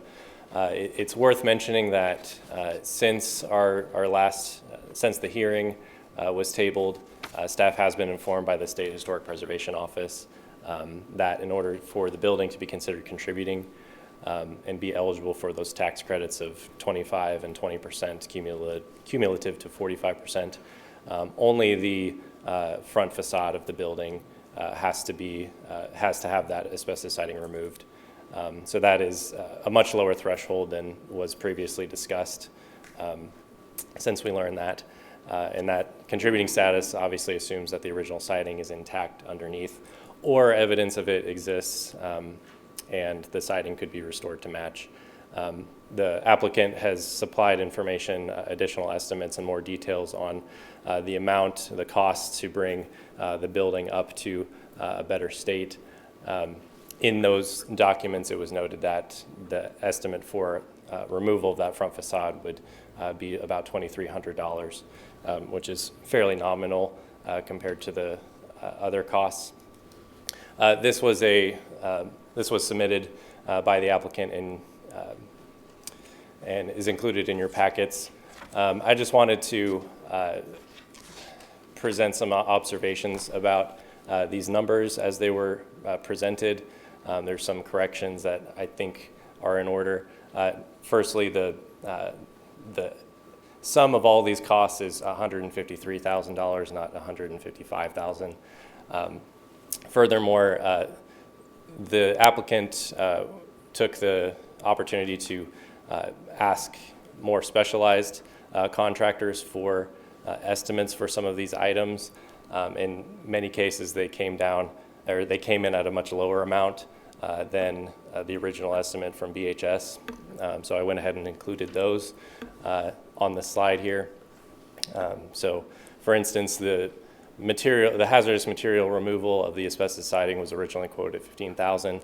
Associated Insulation Incorporated gave an estimate of $4,400, so that's significantly less. I also wanted to point out a couple of the items that are not critical to the building's use or continued use as a residence, which would include the demolition of fencing, the detached garage, and repairs to upstairs finishes. Also, the estimate for siding removal and restoration assumes that the underlying is damaged beyond repair. So all those taken into consideration, updating these estimates based on more specialized contractors' information, that would give us a sum of $156,000 compared to the $193 quoted by the applicant. They have an opportunity to speak to this if they would like, but also to emphasize that were this building to become contributing, that initial investment of $2,300 be made to remove the front facade siding material, the property would be eligible for tax credits up to 45%. So if you were to take that into consideration, we would be looking at a total closer to $86,000. So that was all I wanted to clarify for you tonight, and I'll take any questions now. Ben, when the Boys and Girls Club was built at that location, was that before the area was considered historic zone, or how did they get that building built and that location if there was historic preservation things in place at that time? So the district, if memory serves, was established in 2009, toward the beginning of the year, January, February. The Boys and Girls Club started construction, I believe, in 2008, toward the end of the year, or how did I say that? But it was before. They started construction during the registration process for the district. It would have been around 2007, 2008. So, yeah, they probably would have been involved in the consent portion of that. Okay, all right, thanks. Okay, so the only question I have, we tabled this to gather some more information. You've given us some of it because some contractors looked at it. So the other question is, did risk assessment, were they able to go inspect the house? Now, my understanding is city staff contacted the owner and he did not give approval for that to happen. Yes, we sent the owner and the applicant the motion, which included the request to have risk reduction do an inspection of the property. They did not request an inspection of the property. The property owner did not. Okay, is the property owner present tonight? Okay, he's not, so we can't ask him any questions. And you've already given us an update on the breakdown on the repairs, the $155,000, which was our other question. How did you get access to take the photos inside? Was that a tenant? So photos were included in the original packet. Right. Those were supplied in the application. Okay. When they went to the HRB originally, supplied by the applicant, yeah. Okay, thank you. Okay, so does the city staff or have any final comments regarding the additional evidence? Okay, and then commission, we can further discuss the items, and you can only ask items of city staff, not the applicant or the public. Pardon, Mayor, I think that we might have skipped a step there. If the applicant wants to provide any follow-up or you have any questions for the applicant or the consultants on their written evidence, that could be allowed. Okay, the owner's not here, the applicant is here. If you have any other comments, feel free. Thank you. Thank you. Good evening, Mayor and City Commissioners. I'm Trent Jones, Executive Director for the Boys and Girls Club. Thank you again for the opportunity to present on this project at 212 South 5th Street. As you've already mentioned and seen from city staff, we were not able to bring back evidence on item 1 related to risk reduction. As Mr. Schmiel stated, he received the email and I also spoke to the owner on the phone, but we were not able to accomplish risk reduction entering the home for an inspection. As for evidence item number 2 that you received in your packet, you'll see the total breakdown of what it would cost to put the building into better shape than it is now. As Mr. Schmiel mentioned, there were some costs that came in much lower, and then there were also some costs that came in quite a bit higher. One item that I wanted to make sure we pointed out that was significantly estimated low by BHS includes the repairs that are needed to the home's foundation. Schwab Eaton conducted a visual structural investigation of the building to review the structural condition of the foundation. While they noted the basement's foundation walls appeared to be in fair condition, they noted significant water entry through cracks in the walls at all 4 sides of the basement. It is their opinion that an exterior waterproofing system and an exterior foundation drainage system and sump pump would be required to control water entering the basement. This would require significant excavation of the exterior perimeter of the building, removal of the porches, as well as any exterior concrete slabs. They also recommended to remove and replace the basement floor slab, including a below drainage system to a sump pump. This specific project, as you saw just a minute ago, brings an additional $40,000 in needed repairs previously estimated by BHS.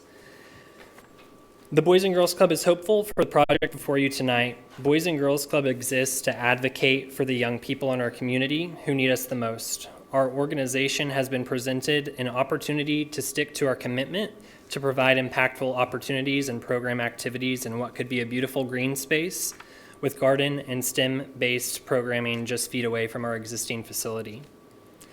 To date in 2021, over 1,000 kids and teens have entered our doors. We are simply hopeful that we can give them the opportunity for a new, safe, and wonderful outdoor space in the coming months. Thanks for your time and consideration tonight, and I'm happy to answer any questions regarding the evidence we submitted for this meeting. Okay, I don't have any further questions. The commission have any? No? Okay, thank you.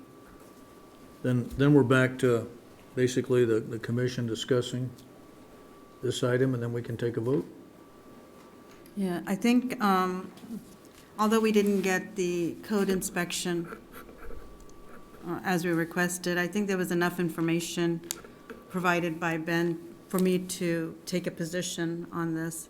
And I think was it 2,300 just to have the asbestos removed so they can get the tax credits, makes it more viable for anybody, if the owner wants to sell it to somebody else and they wanted to make any improvements, it makes it more doable, more reasonable at that cost.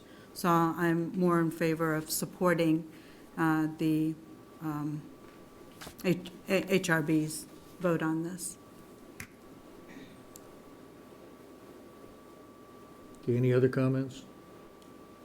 Okay, personally, I was leaning towards, not supporting it, because I think the building's a wreck. I'm sorry I walked around it, that's just my opinion. It's in terrible condition, but since the owner would not have it inspected by risk assessment, it seems to me then that he must think it's viable to keep as a rental property, so therefore, I agree with Commissioner Reddy. There's no way I'm gonna override the planning board, because the evidence just isn't there and the owner doesn't seem to care, so I'm not gonna make the decision. Any other comments? As I said at the last hearing, I believe that this property could be improved and restored, and I don't think that demolition is the only avenue to proceed. So whether I use the words feasible and prudent alternatives, I think there are alternatives. And with regard to all possible planning to minimize harm, I'm not sure that all possible planning has taken place so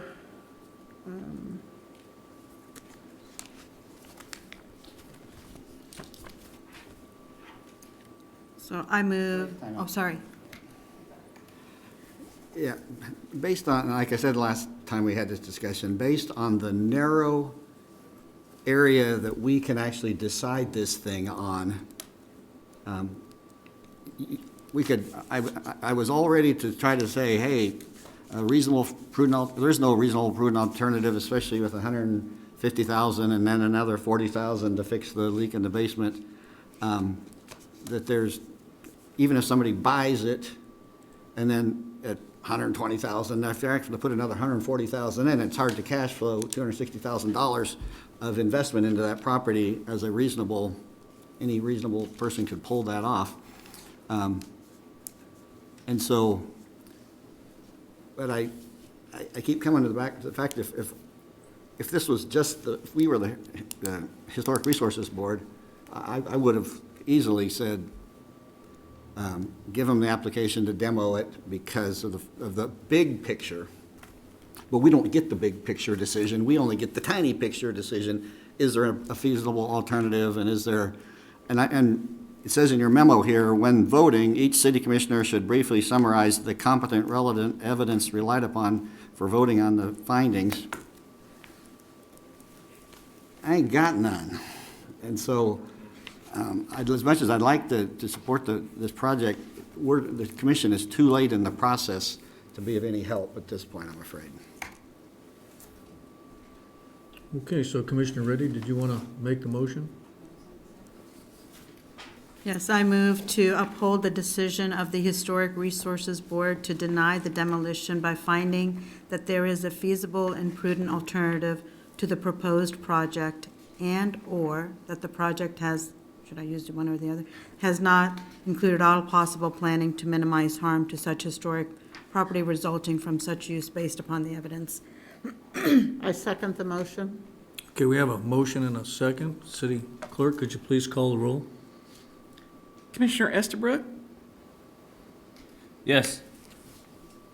Commissioner Reddy, Yes. Mayor Butler, Yes. Commissioner Morse, Yes.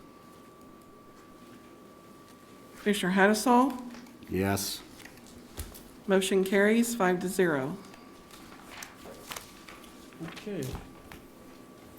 If I may, does community development feel that, Mr. Schmiel, do you feel like you have the information to give to the SHPO, or do you need them to explain the evidence that they relied No, upon? that I know was- that you made it, several of you made comments before the vote that we can use, but I just wanted to make sure that you had what the SHPO needed from them. Yeah, that was adequate, yeah. Okay, thank you. Okay. Thank you. Are we going to need a break, or can we just drive on? Ready to drive on? Okay, next item on the agenda is the Diversity, Equity, and Inclusion Task Force report. And the co-chairs of the DEI Task Force will do the presentation.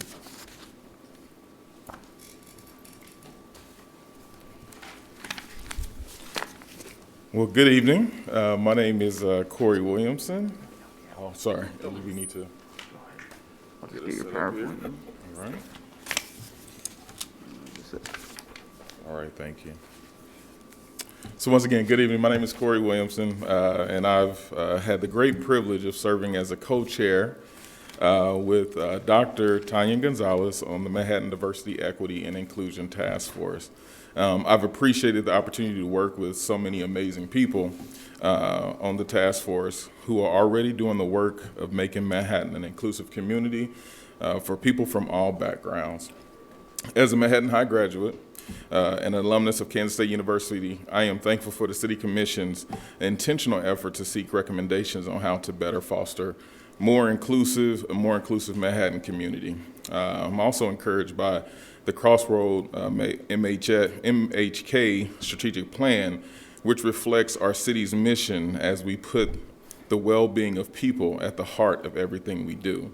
The policies we develop and the processes we use to implement them are always connected to issues of diversity, equity, and inclusion.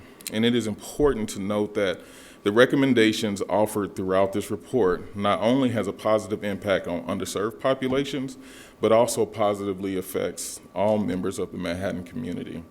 So although there are recommendations geared towards our city leaders, the task force also recognizes that creating an inclusive community is the shared responsibility of private businesses, nonprofit organizations, and other community entities.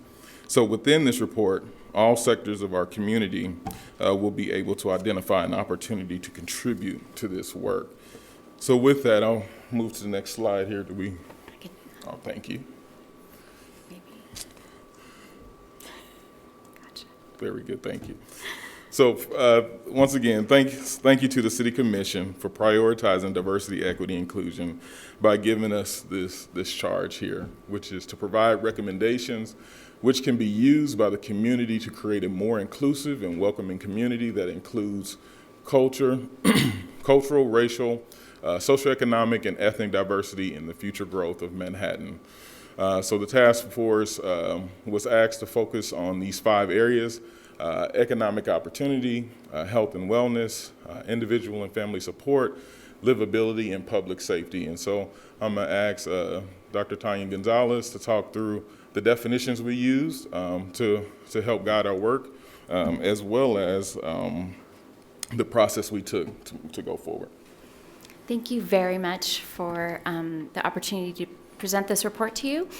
So we used the City of Charlotte's definitions of diversity, equity, and inclusion that they used in their work to develop a strategic plan in this area.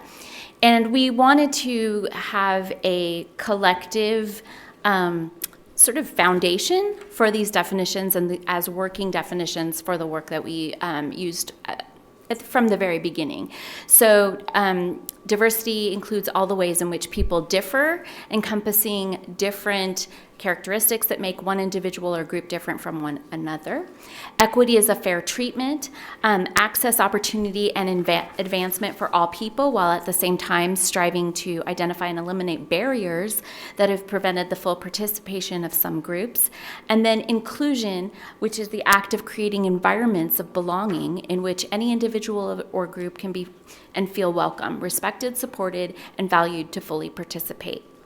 So we wanted to share those because different people might define diversity, equity, and inclusion in different ways, but we had a sort of general sense that as we moved forward as a committee that we were agreeing on these definitions. Our process was fairly straightforward. We conducted a strength, weakness, opportunities, and threats analysis of diversity, equity, and inclusion work in Manhattan, Kansas. That SWOT analysis is part of the final report. We attached it in full, so that's available for you. From that, we organized into the subcommittees in the areas that we were charged to address. So the economic opportunity, health and wellness, individual family support, livability, and public safety. From there, we asked those subcommittees to review the SWOT in their particular area that they were working on, and to to develop a strategy based on their research of current practices and possible recommendations to future diversity and equity and inclusion initiatives. Within this, we used a report template to kind of guide everyone so that we could be consistent in that work. And the template consisted of articulating and defining what their area was for the subcommittee, so that again we could articulate how that works moving forward, and then creating a vision for that subcommittee group, celebrations of what the community is already doing in that area, and then recommendations and sources. And as you read the report, you could see that was followed throughout. And then the subcommittees presented to the overall group, and the overall group provided suggestions for revision of that work, and those suggestions were taken, and everyone revised and resubmitted that information for the final report. So we just wanted to share with you some of that process. So as a part of our subcommittee's work, we did ask them to bring back 3 to 5 recommendations within their area of focus. As you can imagine, we had a lot of passionate folks within this work, and so we did receive 3 to 5, and sometimes maybe even more. So as we worked through the recommendations that came back from the subcommittees, we thought it was also important to surface some of the common threads or some of the common themes that we were hearing from the various groups, partially because there was some overlap really in the various focus areas. So as you can see here, the 5 threads that surfaced to the top were food security, community designations to signal DEI efforts, healthcare and mental health care, affordable housing, and transportation. So starting off with food security, I would say food security was the one topic that touched every single focus area. And so we knew that that was one area that we needed to pay special attention to and definitely bring to the attention of our city and to our community members. So with that, what we found is the feedback is that as the city of Manhattan, we actually are a little bit above average when it comes to concerns around food security, or actually food insecurity. And particularly, I think what stood out to myself and I think to the larger task force is that with being a college town, the number of insecure students in Manhattan sits at around 39.4%. Which is slightly higher than the national average. So not only is our greater community impacted, but also our students that are in our community, primarily our higher education students, are impacted as well. So it was recognized that we do have a lot of great services that support food security in our community. But that said, it's clear that there's more that needs to be done. And so that's really where these recommendations are coming from. So we would need to think about how do we increase the number of food pantries and food banks in the area, or make them accessible to more communities, considering the impact of zoning decisions and how we can make sure that we can eliminate food deserts, but then also implementing and creating policies that also address these issues. by funding food resources.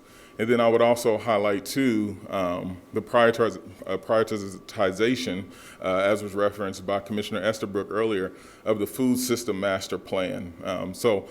We were fortunate to have representative from the Farm and Food Council participate in our discussions and actually provide a full report of what their observations are within the community. And so we think it's going to be really critical for us to support the efforts to eliminate food insecurity in our community. And that Farm and Food Council, or I'm sorry, is it right? That's Food and Farm. Food and Farm Council. Yes. Actually, they joined after we noticed those threads coming through in all of the subcommittee work, and so it was a really enriching that conversation as we moved forward. Absolutely.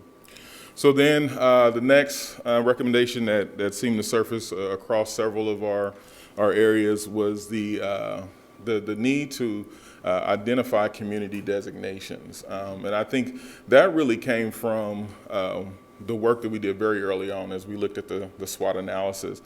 We spent, I would say, an entire meeting really focused on the strengths of our community and of our city. And I think what we walked away from some of that conversation with is we have to figure out ways to surface that or bring that to the forefront, particularly for prospective community members, prospective businesses, that Manhattan is an inclusive community. And one of the ways we felt that could happen is identifying those designations that would highlight the work that's being done, and also challenge us to continue to do that work and move it forward. So one of which was pursue the designation to health and wellness that would communicate potential newcomers that Manhattan is a place that values health and health equity. One in particular is that health and metal designation. I believe the city of Wichita is pursuing that designation, as well as it currently already exists in Lincoln, Nebraska. So there's some comparable areas that are already going down that path, and I think Manhattan would definitely benefit from that. But also age-friendly community, dementia-friendly community. But then in addition to some health-related, also Kansas State is in the process of pursuing a Truth, Racial Healing, and Reconciliation designation, which has a great emphasis on collaboration with the community that it exists in. And so really supporting that effort, which is really just geared around building and fostering relationships through an empathetic lens, really working towards acknowledging our historical narrative while also striving towards a narrative that also promotes equity and inclusion, but then also looking at our economic condition, looking at our the laws and potential separation that takes place within our communities and finding ways to address those concerns and issues. Also was highlighted to investigate a smart city initiative, but it doesn't start with those designations. Stop with those designations. Our hope is that as a community, we can continue to look towards and look for identifying designations that really highlight the strong suits of our area and of our community. Another through line was the healthcare and mental health. And so there we really benefited from some folks who were already involved in doing some of this work, and thinking about and adopt a health in all policies approach to city decision making. And I know that this is something that I think you have already heard about in your own strategic planning and your own initiatives, and so I won't go into that in too much detail. But just thinking about ensuring adequate funding for mental health care, especially for those who might not be covered with their own insurance plans and other low-income individuals in our community. And here we were inspired by some of the work that's happening with in our schools, in our school districts, to outreach to those folks, to especially the youth in our schools, exploring developing mental health crisis response system for the city is another area that that was repeated. And this could be in collaboration with Riley County Police Department and their current efforts, which are great, or it could be separate from that. So sort of starting that conversation about how we can move forward there. And then affordable housing is another issue that we repeated throughout our work. And so there are different things that the city's already doing that we advocated for dialogue with that in terms of how diversity, equity, and inclusion efforts can be part of those conversations. And then thinking about just other best practices that we can utilize that are listed here on this slide. Then transportation is, of course, an issue for work, for access to food, and to access to other resources. So appreciative of the ATA bus services and just encouraging the expansion of those and making sure that our transportation systems in the community are integrated and sustainable, and really linking these efforts to our economic development and to livable communities, right? To sort of help our citizens and the people within Manhattan and the people who visit Manhattan and the people who come through Manhattan to access the wonderful benefits that we have here to offer, but also making that equitable decision-making about our transportation systems. There are models for this in other college towns that we can look to, and we've listed those in the report as well. So from here, we wanted to transition to the actual, the brief subcommittee recommendations. And in these slides, we've added, we've included the vision statements, but also we'll focus just now on the areas of focus for each of these subcommittee recommendations. And again, I want to reiterate that these were just some recommendations of the many that were discussed in our work throughout the year. So we did ask for the top 3 to 5 recommendations. We tried to limit it to 3 for the sake of action items, but there were a lot more. And so you'll see those in the actual report. And again, we appended the full reports of the subcommittees to the edited and report that you have before you. And then I would also add that we may not be able to spend a whole lot of time on this evening, but within the various reports as well, going back to that focus on the strengths of our community, there was a section referred to as community celebrations, which really just highlights the organizations, the businesses, the other parts of our community that are doing great work, and we wanted to make sure that also received the attention that it deserved as well.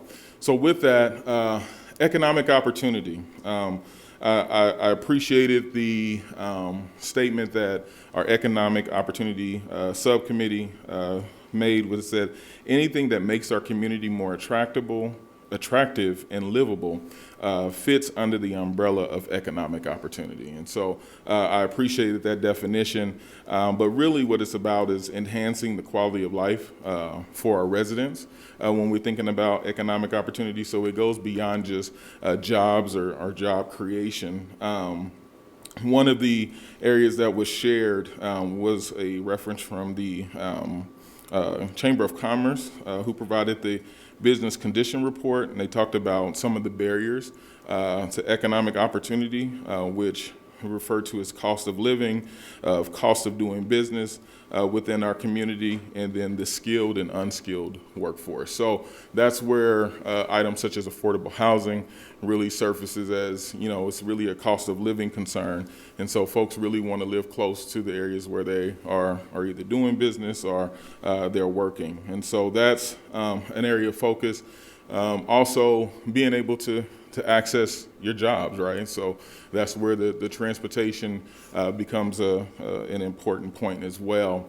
But then creating jobs and then sustaining those jobs is also an area of focus that we as a community, both at the city government level as well as and our individual businesses, could also help contribute to improving the economic opportunity within our community. health and wellness. We've already talked a little bit about the health in all policies approach. Once again, that surfaced on within various reports, but then also increasing the cultural competency of healthcare providers, which that is an area that receives some considerable attention as well, particularly because when we know we have culturally competent healthcare providers, we know we can improve the quality of healthcare and potentially reduce the cost of healthcare as well for those that are receiving care. And so that cultural competency is a critical point, and that comes through dialogue and opportunities for the community to engage with our healthcare providers to expand that cultural competency, but also help us become more attractive for other healthcare providers that have either a different competency or come from different backgrounds. Also, talked a little bit already about city designations, so I won't spend a whole lot of time there, but that was also a recommendation that surfaced. All right. Is this mine? No, that's fine. So, sorry. No, that's fine. Okay, so individual family support. So one of the things that they really wanted to focus on is that Manhattan community will be a place where policies and practices support the needs of all families and individual community members. So there was a heavy focus there on really what policies are we implementing within at the city level and beyond that supports our community, and then how do we hold our community accountable for those policies. And so that was an area of focus. Also wanted to highlight what USD 383 is doing. We had several members from the Committee for Diversity and Inclusion that were a part of this work, but just seeing where USD 383 is going and what they're accomplishing and how they're moving forward is also critical in supporting our school district is always important. But then we'll talk a little bit more about the Diversity, Equity, Inclusion, and Belonging Officer as we get into next steps. But that was one of the recommendations that came from individual and family support. Our livability section, the subcommittee really took this category broadly, and we had a lot of discussion and a lot of recommendations about how to improve livability. There were definitely shout outs for sustainable city practices, but within that, also celebrating what we're doing in terms of Parks and Rec and creating just really welcoming communities, but also accessible communities, accessible spaces for that, for livability. Thinking about making sure that we have access to everyone for the resources that they need to live on an everyday level, from food to education, and then really celebrating our strong cultural celebrations that we offer, building on those, maybe expanding those a bit, and then of course celebrating our rich arts community that we have here.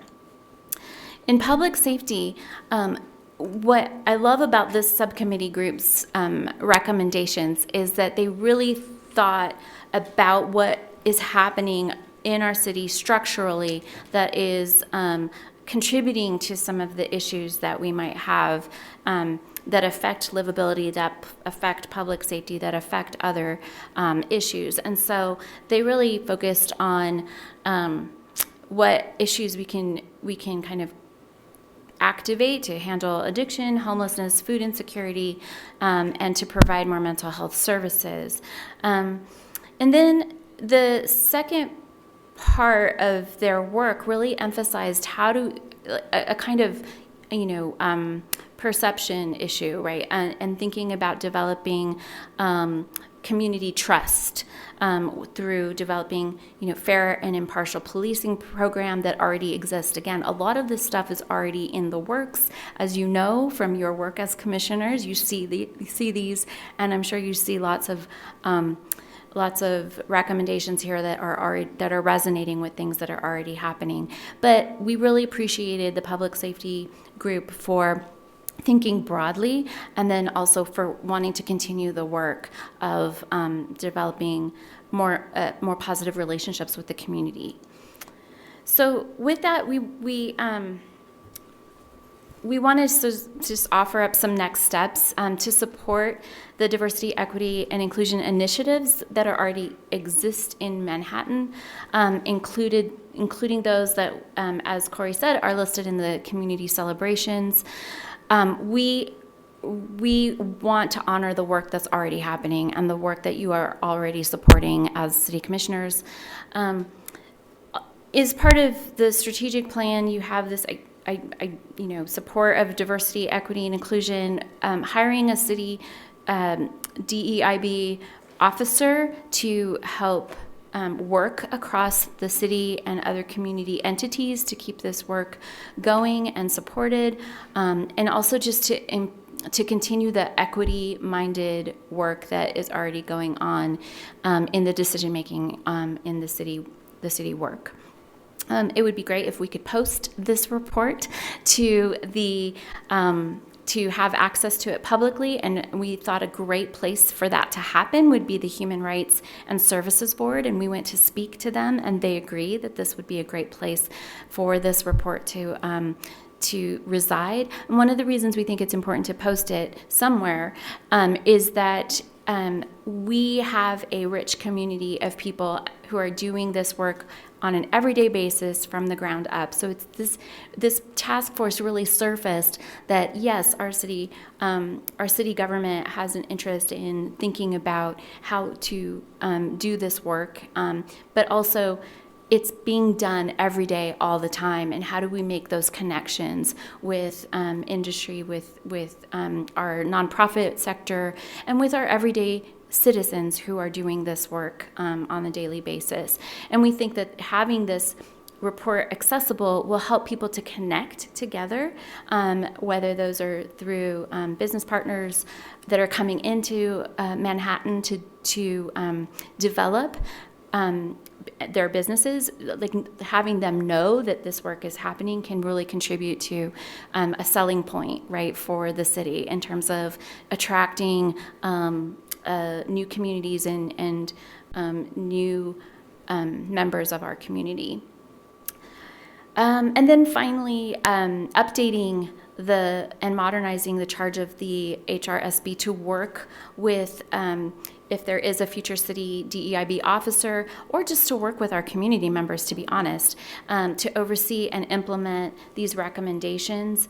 And if they need updated over time, right, as people work on this and develop it, that could be the space and the community of amazing volunteers and community servants who are doing this work already. I have to say that this work this year really drew my attention to the many citizens of Manhattan who are really contributing to the well-being of our people here. And it's just, I think it's attributable to our strong leadership at the city level, and to the passion and commitment that we've seen. I mean, it's been very humbling doing this work this year. Yeah, there's a thank you slide. There you go. So with that though, before we open it up for questions, we do want to acknowledge the full committee that spent time doing this work for the past year, because we met monthly for 12 months straight. And so I would ask if those who are in the room that participated in this work, if you don't mind standing so you can be acknowledged for the work that you put in over the last year. So if you don't mind, please stand for us. Thank you. Thank you so much. this would not be possible without, like I said, the passionate individuals that are doing the work on a day-to-day basis. So with that, thank you all for your time. Thank you for once again prioritizing diversity, equity, and inclusion as it relates to our broader community needs and goals. And then I would also end by saying too, I was really encouraged by what I saw in the Crossroads MHK work as well, where there was a lot of overlap with the recommendations that were put forward by this group and the strategic direction that we're going as a community. So thank you all so very much. We will open it up for questions at this time, if we're allowed to do it. Okay, thank you. Good presentation and a great packet that was provided by the group. Very well done. So, Commissioner? Yes, thank you, Tanya, and thank you, Corey. I know you have full-time jobs that keep you extremely busy, but thank you for co-chairing this. This effort started in January. You had lots of members, 25 to 30, also having full-time jobs and lives and families of their own. All of you are volunteers, so you're not consultants, you're not being paid at any level. So this was a labor of love and a labor that everybody put their effort into to make our community a better place. And as you said, there are a lot of great initiatives going on. So one of the reasons all of those people were chosen to be on the committee is because they are doing so much work, and there wasn't space for them to all talk about this work, and they're all working in isolation. So I think that also helped hopefully build long-term relationships, and so people can connect with each other, and RCPD and everybody else that was there doing their professional jobs at the same time.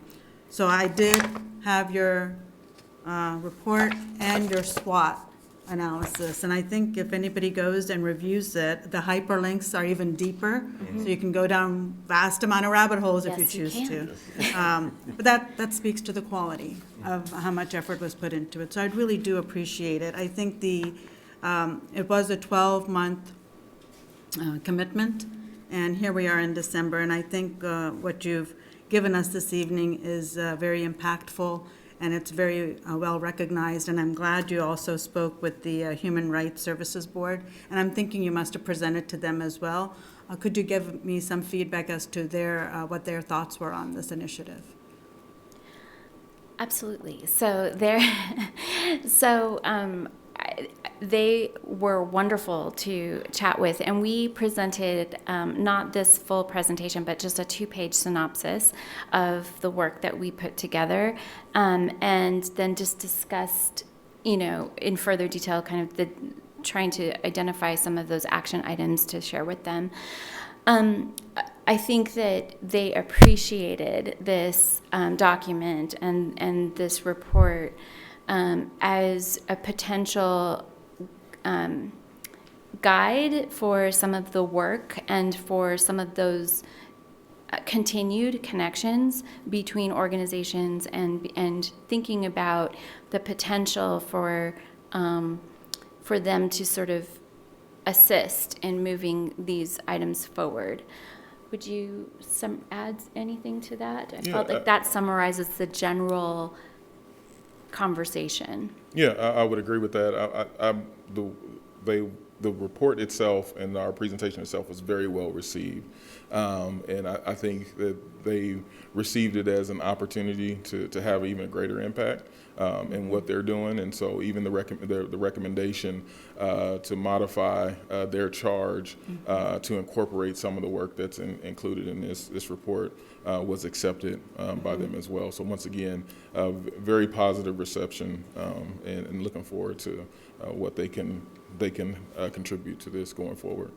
We basically asked permission to add them and to add those next steps, because we didn't want to offer them up as a space without their approval and their support. I think it's very good. I'm glad the chamber was involved in the discussion as well.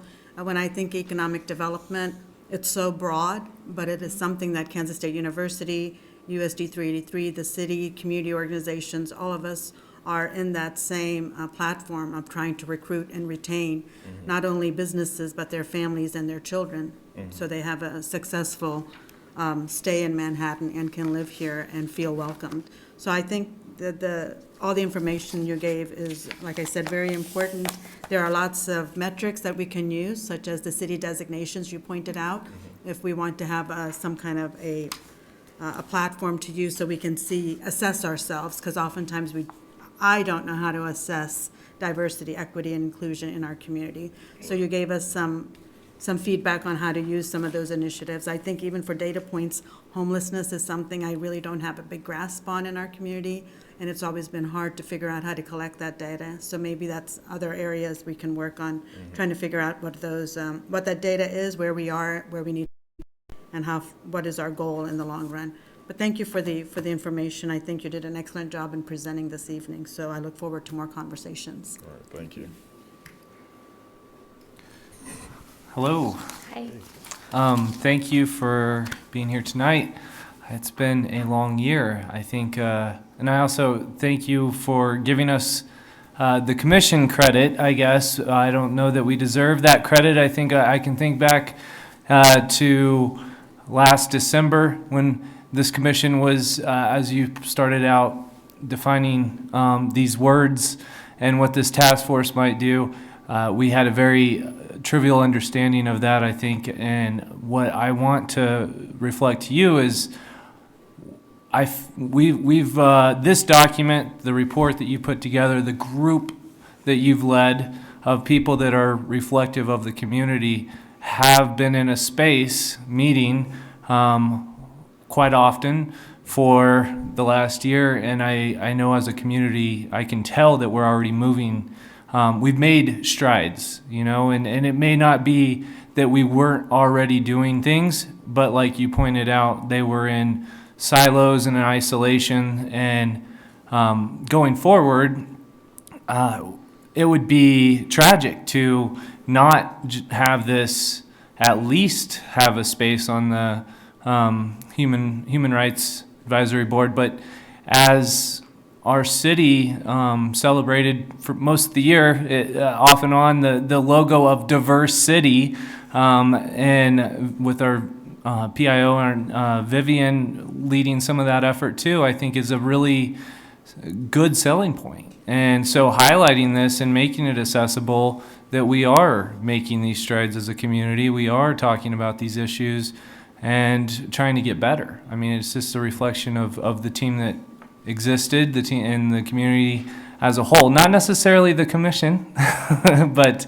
I thank you. I know I met with Corey in January or February, it seemed like, of this year, and that seems like decades ago, but to see where you guys have landed from where that conversation started, and just imagining how hard it is to wrap your mind around 25 to 30 plus people getting together for the first time with a whole lot of ideas and lived experiences that they want to be impactful, and here we are. And I wanted to see that continue to be impactful, and thank you for all the people that put in so much time over the last year. Thank you. Thank you. Linda Morse, I too want to thank you for leading the group. It would be such a huge effort, and to eventually synthesize it into a report has got to be a huge challenge. I think this is something our community needs, are some recommendations put together in a little package. And so as we move through the next months, we'll be looking at implementation or implementing some of these recommendations, and I look forward to that. So thank you, and please, I think the commission thanks your entire committee. I watched I think early on, were you on? You were on Zoom. Yeah. I watched a couple of them early on, but I haven't caught up with you then in recent months. But I know the investment of time that you had to do to come up with this report, so thank you. Thank you. One practical thing, I guess, for the staff perspective, since I will be gone in a year, or next year, this recommendation on individual and family support area of focus city department level work on DEI, including hiring a diversity, equity, inclusion, and belonging officer to connect the web of partners, right? So that's what I think a lot of us have heard and we've known in this community. There's a lot of great assets in our community, but having somebody to pull those together and the problems we suffer through, it seems like every year until is around recruitment and retaining staff, those type of organization excellence initiatives. And what I was thinking as we went through this and referencing to Crossroads and the strategic plan is if someday there is a DEI officer or DEIB officer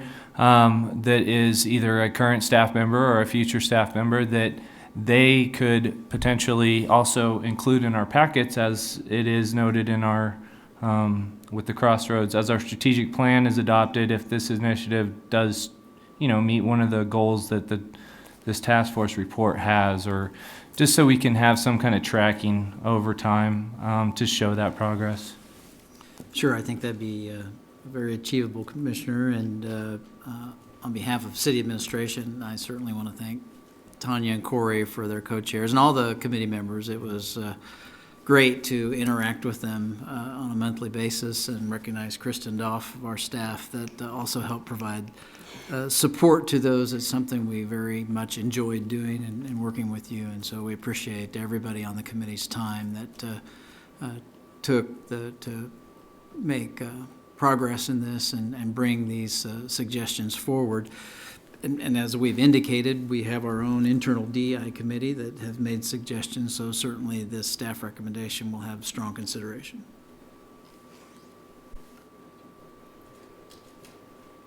Okay, if there's no other comments, I guess we can make a motion to accept the report. Public comment?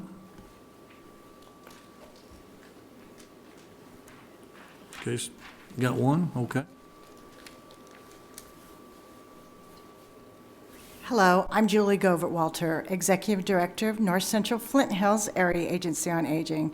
We are a regional not-for-profit organization based in Manhattan, serving 18 wonderful counties. I want to thank the committee, the task force that worked on this. Excellent work. And I just also want to say, as a representative for aging, that our agency looks forward to being involved in future conversations in age-friendly community as well as dementia-friendly community initiatives. So thank you, commissioners, and thank you, task force members. Okay, thank you. Are there any other public comments?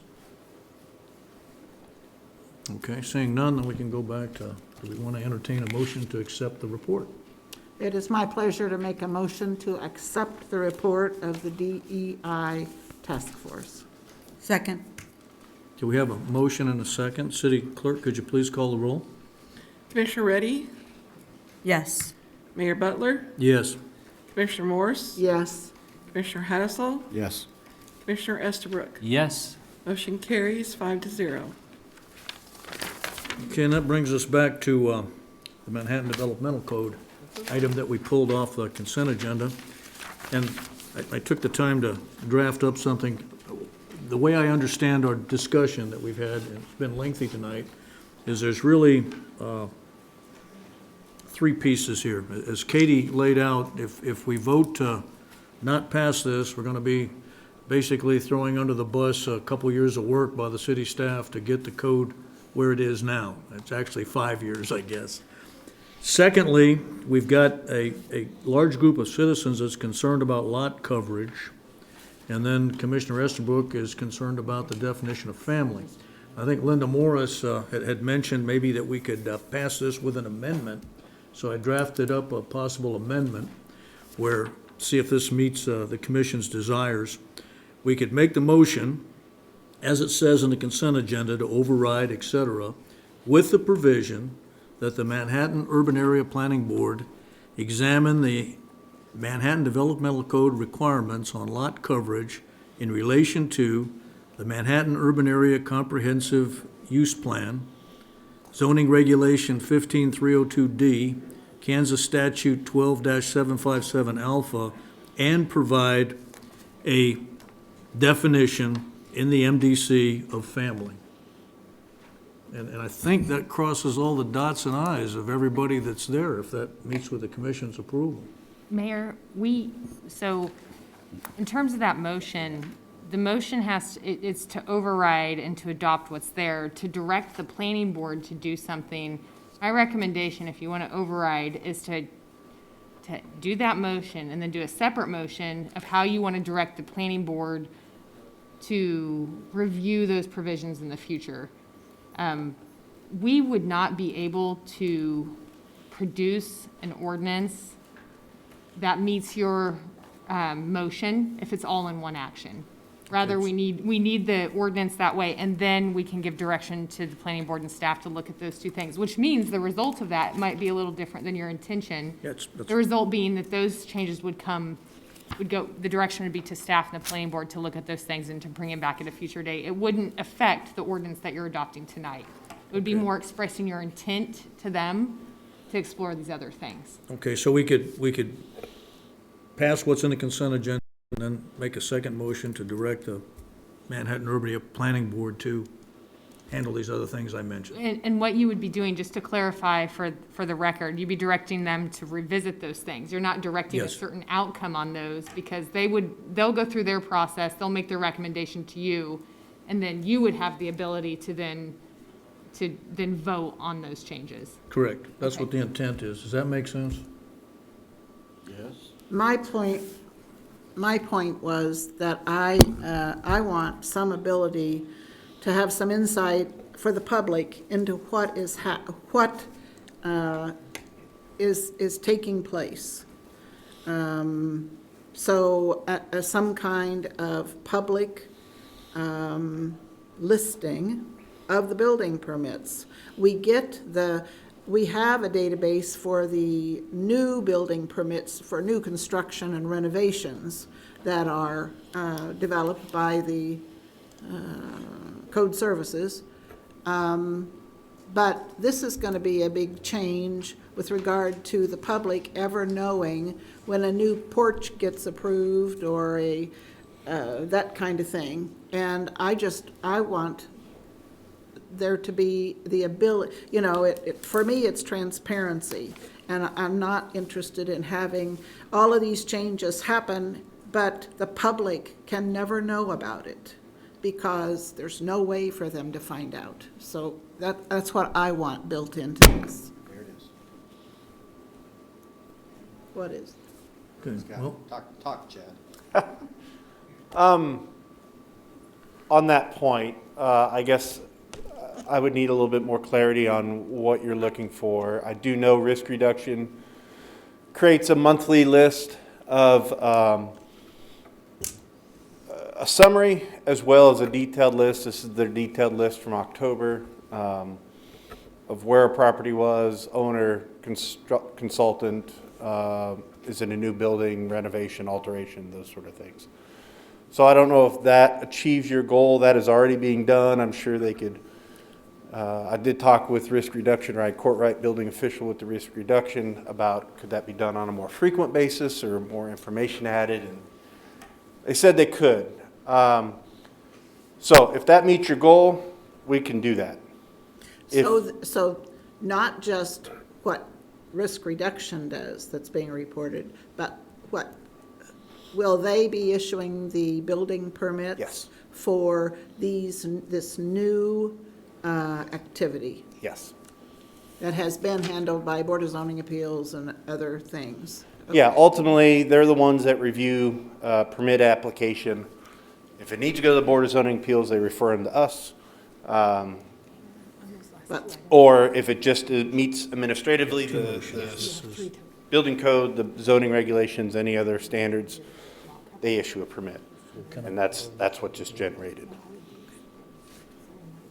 That information is adequate. I get a copy of this report because I asked for it each week.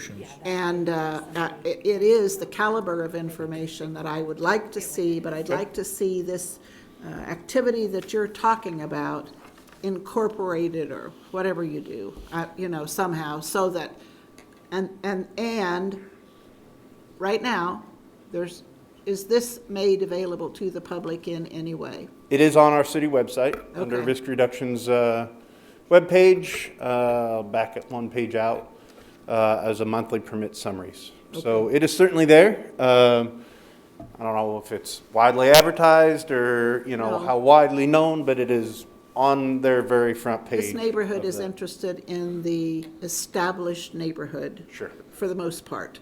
And if there's public information, then they're going to be watching it, is all I'm saying.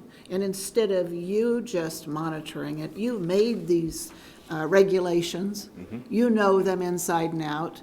And so you're not going, you know, what raises alarm to you is not what's going to raise alarm to this neighborhood. Sure. So I want to be sure that the neighborhood can run a flag up the pole or say, last month you approved 5 of these, what's the deal? That kind of thing. So, okay, thanks. I want to be real clear, this will be the report they have ran, unless you give a direction different, it is a month in the rear. And so it'll be issued, permits that are issued.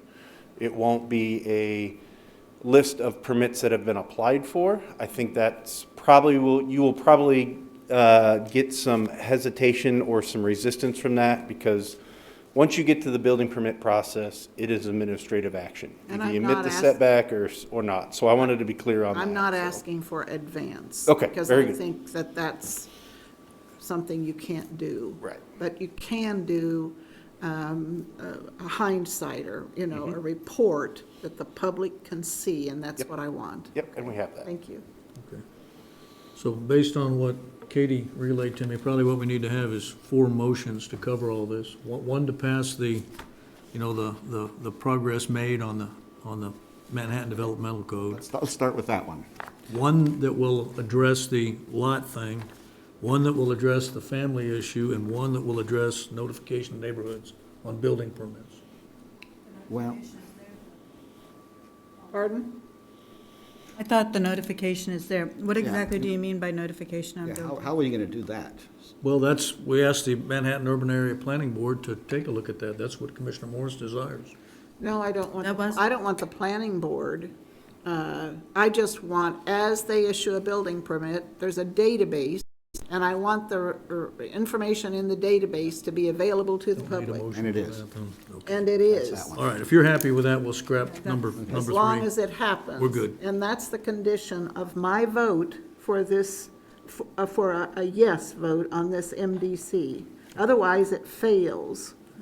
And that's what I want to have happen. First, we have, Okay, we ready for a motion? I was. I don't know. What was the part that you mentioned about Okay. what, family? Step 1 is we Mel, pass what's can't in take any the, more comment. what is in the consent agenda. Which is only to add the part, the only thing we're really overriding is the part about KDHE and Correct. groundwater and stuff. Correct. Then the second thing is, we asked the Manhattan Urban Area Planning Board to revisit the Manhattan Developmental Code on lot coverage in relation to the 3 items that have been presented tonight. Then the second one is that we asked the same thing, that the Manhattan Urban Area Planning Board revisit and examine the definition of family, which is something Commissioner Estabrook has talked about repeatedly, and get them to specifically address that. Then what they'll do is bring that back to us, and we will end up voting on those 2 items later. tonight, the first motion, if Mark is going to be making it after, if we have another public comment session, There isn't. is to adopt the second reading, right? Yeah. Without exception. The consent agenda item is a second reading. It passes the developmental code. It's to adopt the Right, whole it's to adopt- MDC thing, yeah. plus this And extra then- word. Then the other 2 motions are designed to do some tweaks to it. Well, for the planning board to look at it as Yes. a process in the future. Yes. That's Mayor. it exactly. Mayor, I move that we override the recommendation of approval by the planning board on a prior version of the Manhattan Development Code and approve ordinance number 7560, adopting the Manhattan Development Code with required correction. Okay, I'll second. So we have a motion and a second? Public comment? We don't need any more No, public comment. okay. No, we've already done that. They're not allowing it. So call the roll? Mayor Butler, Yes. Commissioner Morse, Yes. Commissioner Hattasol, Yes. Commissioner Estabrook, No. Commissioner Reddy. Yes. Motion carries 4-1. Okay, then I'd like to make another motion, which is to have the Manhattan Urban Area Planning Board revisit the Manhattan Developmental Code requirements on lot coverage in relation to Manhattan Urban Area Comprehensive Land Use Plan, zoning regulation 15-302 Delta, and Kansas statute 12-757 Alpha. Second. Okay, we have a motion and a second. City Clerk, please call the roll.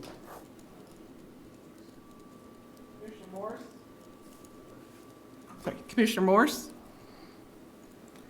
Yes. Commissioner Hattasol, Yes. Commissioner Estabrook, Yes. Commissioner Reddy, Yes. Mayor Butler. Yes.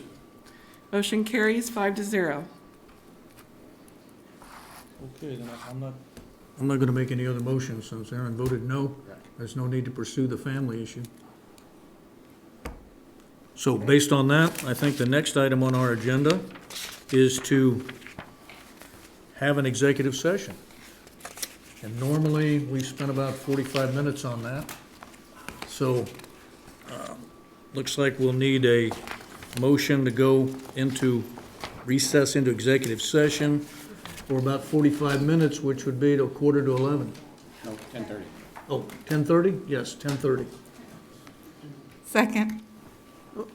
I'm sorry, who All made right, the motion? let me make the motion. When? We recess into executive session to conduct the annual performance evaluation of the city manager pursuant to the exception set forth in KSA 75-4319B1, allowing for discussion of personnel matters of non-elected personnel and to presume the open meeting at 10:30 PM in the city commission room. Second. Need a second? So we have a motion and a second. Who was the second? Ready. Commissioner Reddy? Commissioner Hattasol, Yes. Commissioner Estabrook, Yes. Commissioner Reddy, Yes. Mayor Butler, Yes. Commissioner Morse. Yes. Motion carries 5-0. The executive session.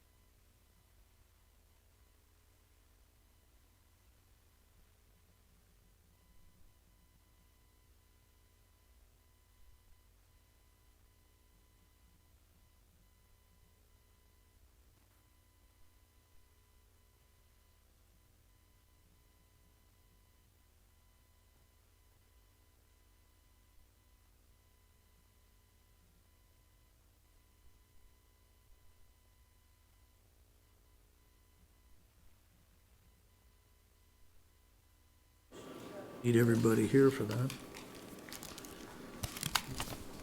Okay, we've completed the executive session. No binding action was taken during the executive session, and no vote in the open meeting is needed. Thank you, everyone, for attending, and the meeting is adjourned.